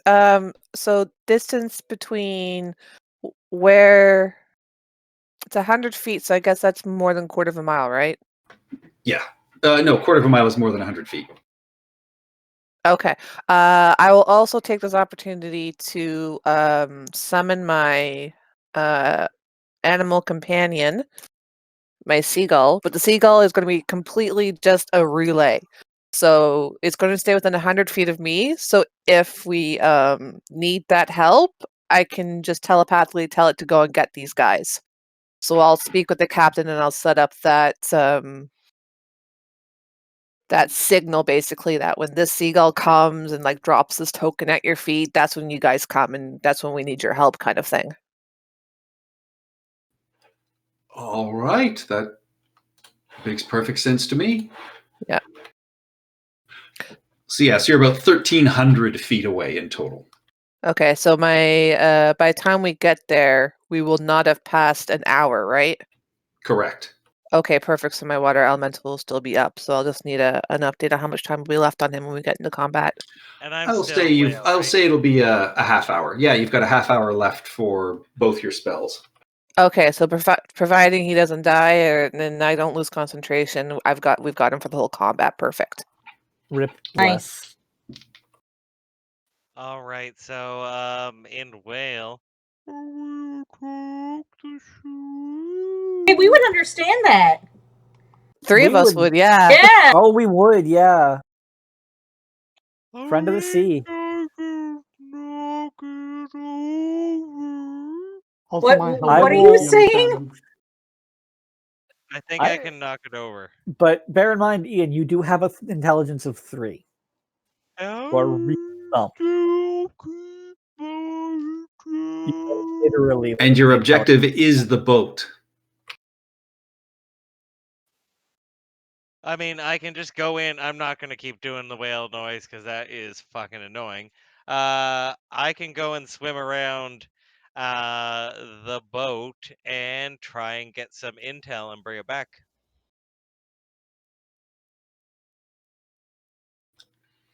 Yeah, easily enough to do. You see that the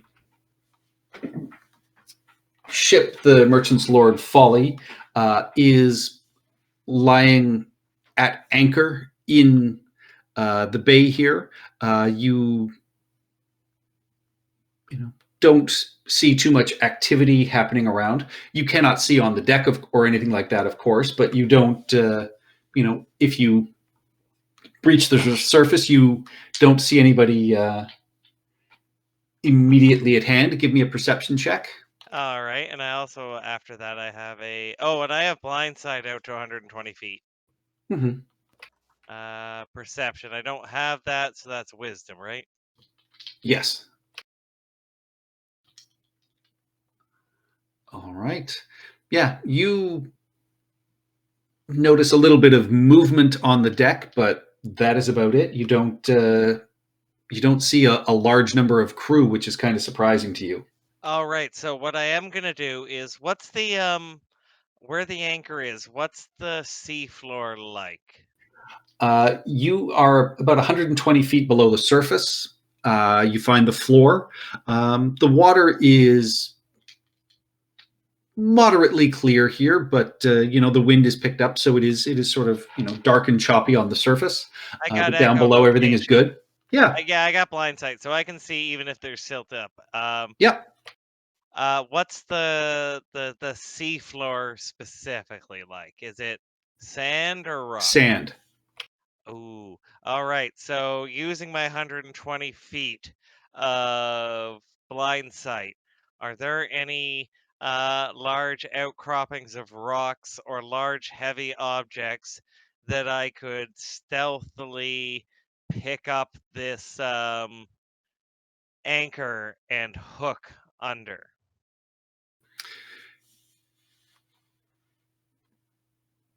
Roll me a perception check. Okay, I don't have. Yeah, I'm a whale. I don't have skills. That's again wisdom, right? Yep. Ooh. It takes you a while. I got 90 minutes of breath. Oh, it's not even that. It's just a matter of much longer your spell is going to last. So it takes you about 10 minutes, and yeah, you eventually find an outcropping of rocks that you think you could tangle the anchor in. And but it's about 20 feet away from where the anchor is currently resting. So as quietly as a whale can, and it's nighttime right now, right? It is dawn.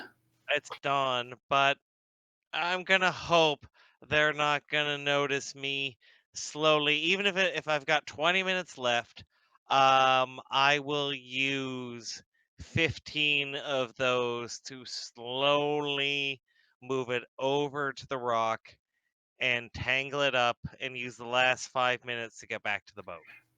And as you do so, as you even move towards the anchor, the rest of you hear this booming thaumaturgy enhanced voice ring out almost joyfully from this boat, and it says, "Oh, I see we have visitors."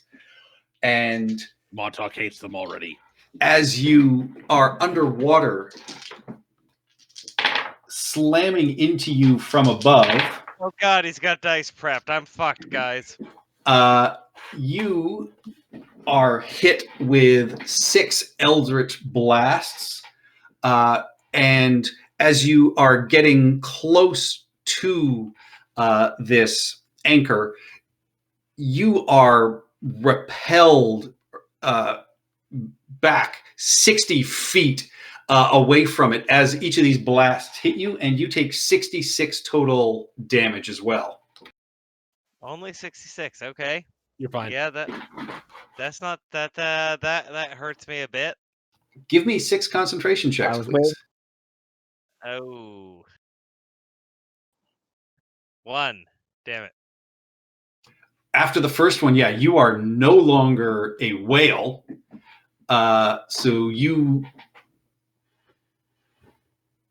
actually no, a 10 just makes it. So yeah, you're fine for the first one. You've got to get under a 10. There you go. There you go.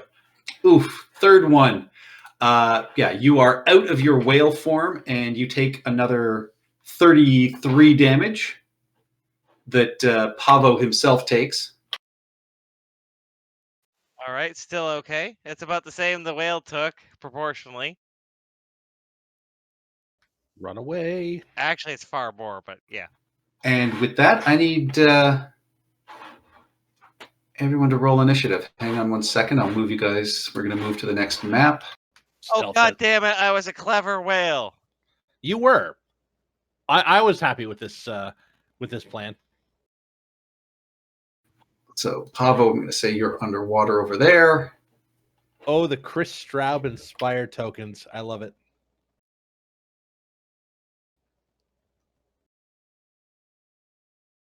Everybody else, you are a quarter mile away, still on the ship. Woo! I mean, help me! My elemental timed out, didn't it? No, you still have about 20 minutes left on your elemental. Perfect.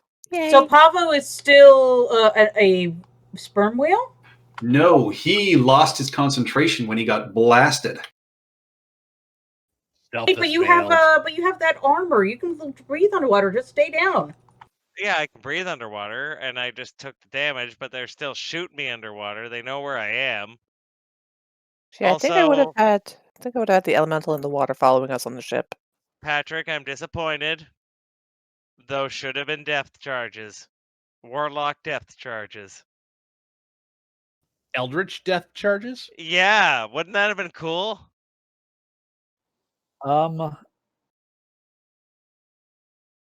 We should. We don't know this yet, do we? No. Oh, wait, no. You probably saw the You heard the explosion. voice. Well, no, because they blasted you underwater. You heard this voice booming out, thaumaturgically enhanced, saying that there were visitors. Stealth has failed. So 60 feet, you get blasted back to about there, Pavo. Oh, Christ. Run away. Oh, I didn't roll initiative. Sorry.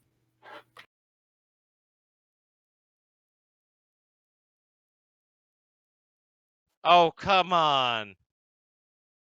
That's what Owen feels like, isn't it? Has everybody rolled in? Yep. believe I have. Yep. I don't I need see to do it. Bell. I don't see Rubel. Roll your initiative. Can you hear Steph? Yes. Did it work? Did it come up? Yep. There we go.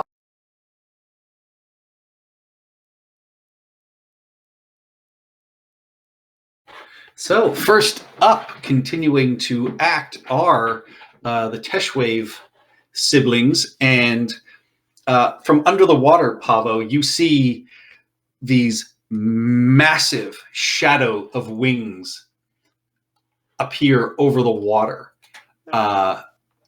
and continuing to blast away with their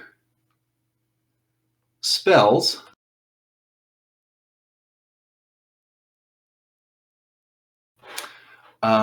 You are hit with 3 more blasts, taking a grand total of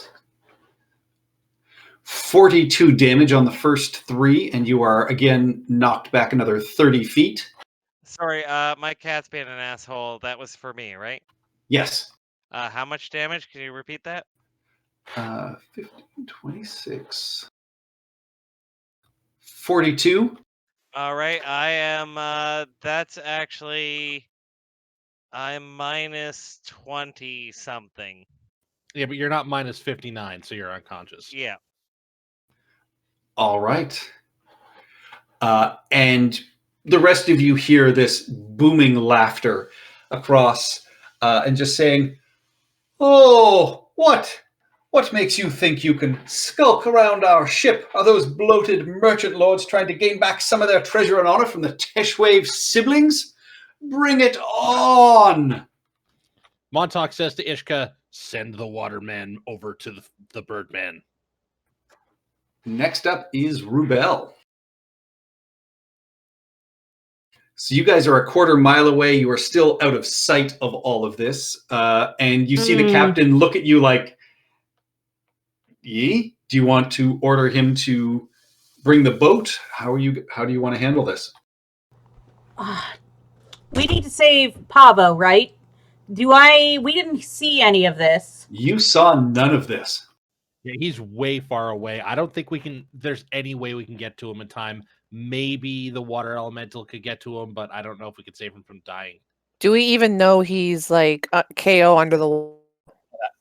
Nope. Yeah. At least know he's probably in a fight. So I'm like, head in. Try and get as close as possible. Can we take him? Can we start shooting cannons from here? We can't even see him. No, you're 1,300 feet away. You guys are quite out of range of all their weaponry. Head in. I'll hold my action. All right. I will say you command him to move in. And you guys are going to we'll say you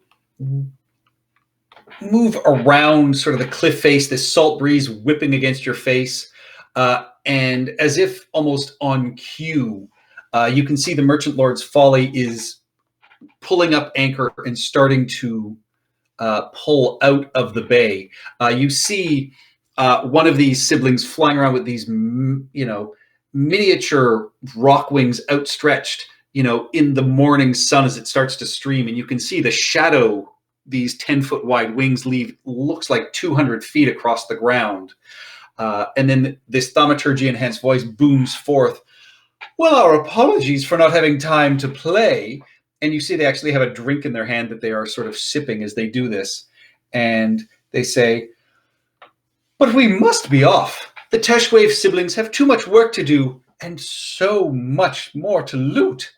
And their laughter is the last thing you hear as the ship that you are on sort of pulls in and moves up. You do not see Pavo in the water, but the chase is on. And How far away is he? I will say at this point, you guys are about 500 feet away. Pavo got blasted about 90 feet, so he's going to be about there. And each round, you can see with the ship in front of you. So you guys are about 500 feet away as you've swung around. It started to pull out. And we will go with Rubel. I will say it is now your turn. Your ship is moving faster, so you are actually gaining ground, you would think. And so we'll see at the top of each round how much closer you guys get, but you are currently 500 feet away from this boat. And as you turn around, coming from the boat are 3 Eldritch Blasts. Oh, shit! So organizing you as you were on the others, Ishka and Rubel were at the front.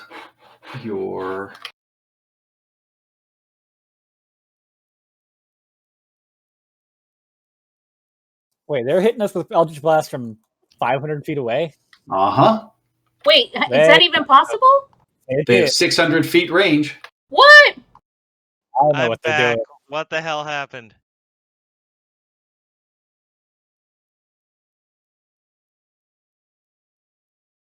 So first one slams harmlessly into the water in front of you. The second one, let's see, who was at the front of the boat? I think it was Ishka and Rubel. That will hit Rubel for 11 force damage. Ugh.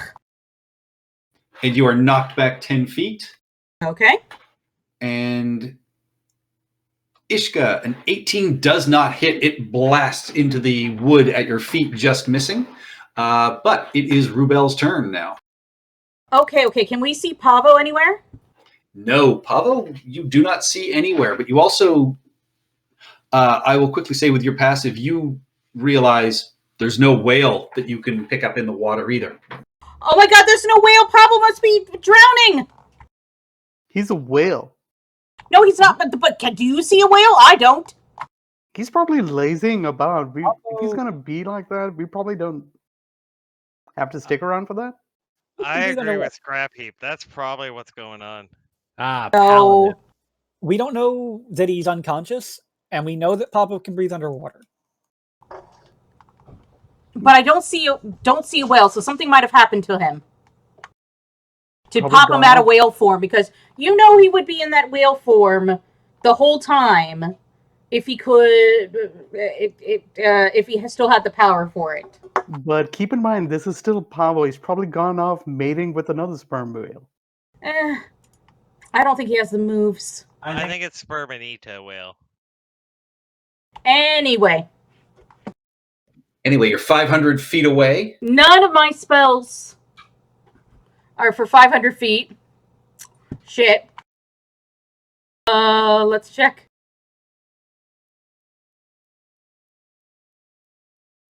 I have a crossbow. 400 disadvantage. Yeah, so I can't do shit. Wait. Is there some fish nearby? No. You would assume so. Can I use my trident of fish? Trident to fish command. Yeah. Commoners, please help me. Yes, commoners, please help me. I need to figure.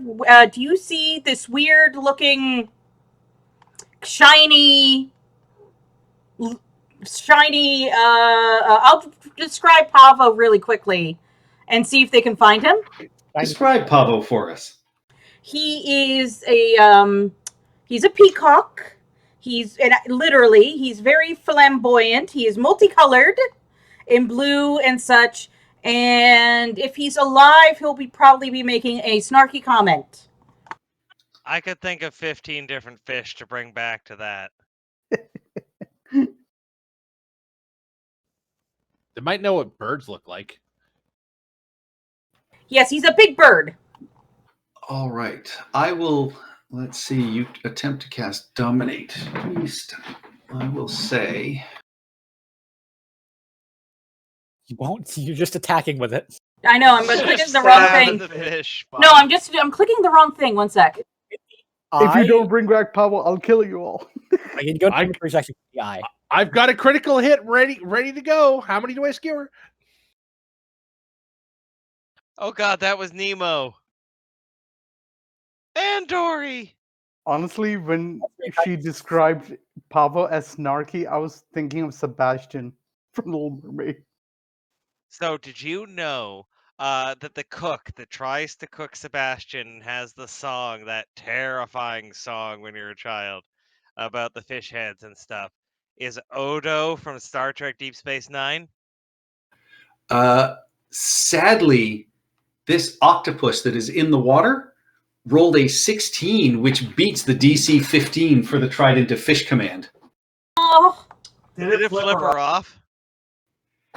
It didn't. It didn't flip her off, but it does not. Ugh. Well, there goes. Yeah. There goes my action. No, it literally flipped her off. It's a giant octopus who throws a seal at her.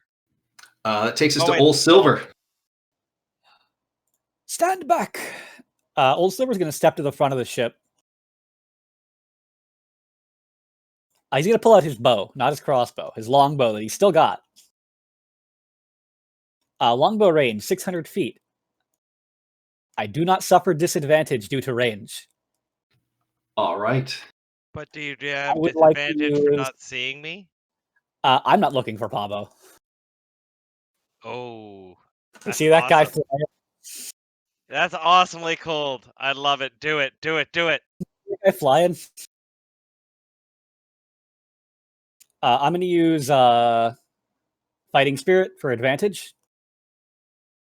All right. I haven't actually set up the macro for my longbows. These are all -5 attack. And plus 10 damage. So that's a 26 hit, 26 definitely hits. 17 piercing, and then I think a 22. Yeah. 22 Wait, what? also definitely hits. Not 22. My bad. It's 18. 18 hit. 18 does not hit. 18 doesn't hit. All right. Oh, no, I'm wrong. 18 just hits. 20 piercing damage. All right. 2 more. Let me just real quick. Montauk no longer cares if we bring these people alive. Ever an option? Wait, you were even remotely considering then? Yeah, I mean, I thought Well, we were letting them that takes us to go. Scrap Heap. why? Well, we just need the ship. So Let them go. Take their ship. They can go get a new ship. We still get the reward. Pelagia's a dick with a candle and a shell. Done. smuggler Alright, lady wanted Other them. So Rubel being overly concerned for Pavo, I said, okay, fine, I'll take a quick look. He's probably humping a coral down there or something. So my does I a take 16 hit. No. That's my next highest. all right. So I jump into the water. I also am going to go hide back behind the thing so they can't see me. Behind the Also, Scrap Heap, don't you just sink to the bottom? You've got no Okay. buoyancy. That's the thing. I mean, it says I don't suffer any penalties swimming or moving underwater, but if this doesn't work, I'll rewind my action. That's the thing I'm trying to figure out. Oh, if it says that specifically, then you don't. So you're buoyant because of the wood inside your body. So you're kind of neutrally buoyant, I assume. I mean, it says as well as ignore penalties on movement or attacks while underwater. So Oh yeah, so just assume that you're like neutrally buoyant. I'm neutrally buoyant. So I assume that Warforged aren't automatically like considered lumps of lead in the water. Like they just can swim like any other humanoid. It's like a log kind of plated with metal, so it might sink just a couple feet below the surface as its neutral buoyant point, kind of like mine. My So, Myotonia Yeah, makes you me can- actually sink. ultimately, it's up to you, Patrick. You want to hop in the Michael, water? Yeah, you uh, can. You can. Mean you have no penalties on movement, so it basically gives you your movement as a swim speed. So it's your choice whether you want to stay on the water or go under the water. Under the sea, I jump into the water, and All right. Now the water is 120 feet deep, and Mhm. Pavo was down on the floor. So you leap in. No sign of him as you leap into the water. okay. From before I jumped in, do we know or do I know what was Power's last position? You Like have looking in the no idea. You guys were around the cove, a quarter of a mile of the way. You had no sight lines, nothing on where he was. Okay, quick question. If anybody knows anything about real life whales, like whaleology, do they sink or do they float when they're unconscious or dead? I think initially they float due to the gases in their stomach and their blubber, but they do eventually sink.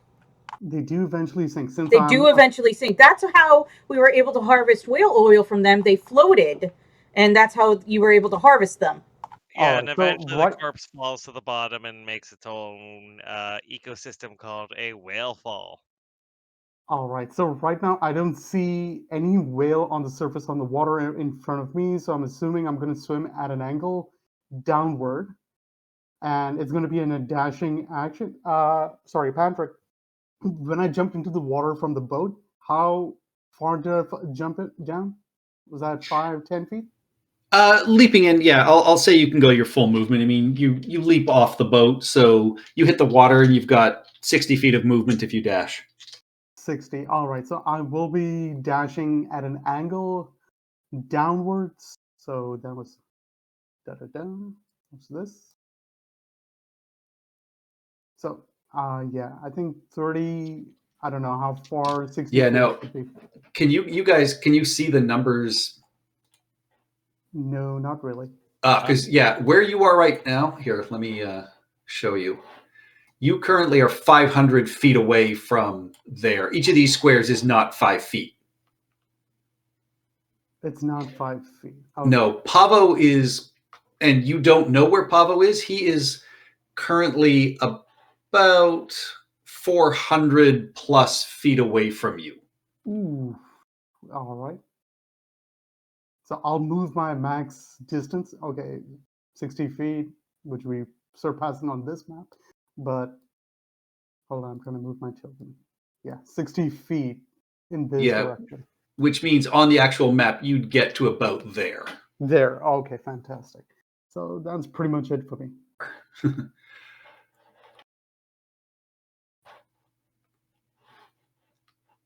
And end of your turn,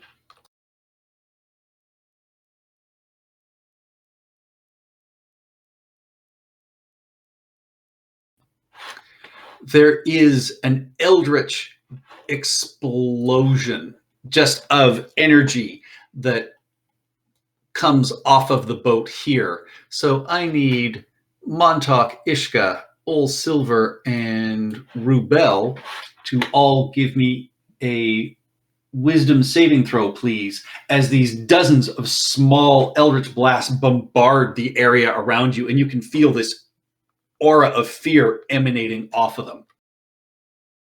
We had +3, and then he ran away from us. Yeah, why did you abandon us and your delicious aura? I believe in Umberly. She taketh me to calm when warm waters. Montauk just stands here looking nonplussed. Yeah, Montauk, you, Rubel, and Ol. Actually, you're no longer blessed, Montauk, so that is only a 16. Yeah, 16. So you and Ol Silver take 11 force damage, and you are both frightened, causing you to use your immediate reaction to move to the nearest area of full cover. And you will spend your next turn staying behind full cover and quaking with fear, taking no action. Rubel and Ishka, you each take 5 force damage, but you are not frightened. All right, I'm behind the mast, where Rubel is standing. Kind of hiding in full cover. Yep. And so that takes us to Ishka. We're 500 feet away, right? Yes. How quickly can this boat move towards the other one, roughly? The captain will say, at this speed, you're going to gain about 160 feet every round. I'd rather gain 180 feet. So Ishka is going to leap into the water onto the back of her elemental. Her action, that's her movement, her action is going to be to dodge, and she is going to command her elemental to dash towards the other boat. And he has a 90 swim speed, so that is 180 feet per round. Okay, so that will take you from 500 to 320 feet. So take me about, yeah, so probably like one more round of movement, then I'll be at the boat.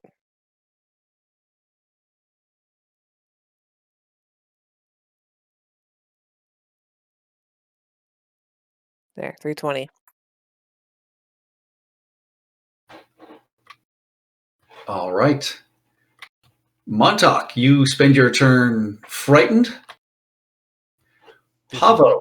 This is not a thing that Montauk is used to. Death saving throw, please, Pavo. Oh. Okay, I'm sorry, guys. I'm rooting for the one right now. That You know was you just the best way Pavo could die.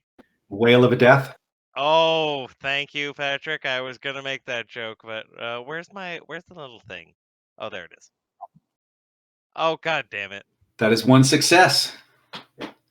And as Pavo breathes underwater and just blows a couple of small bubbles, that's where we'll end it for the night.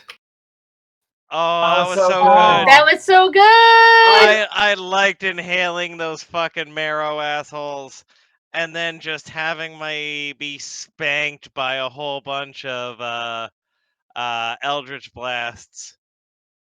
Yeah, you're going to have marrow belches for the next couple of hours. Oh, the marrow farts. All right, and with that, I will turn it off for this evening. Thank you, everyone, for watching, and especially thank you, Kane Phoenix. Hope you're doing well. We will catch everyone next week for the next episode. Bye-bye. Yeah, this is one of those Adventurers League modules that was made back when they could just create whatever crazy-ass individuals they could. So the Teshwave siblings are pretty fun. Warlock pirates.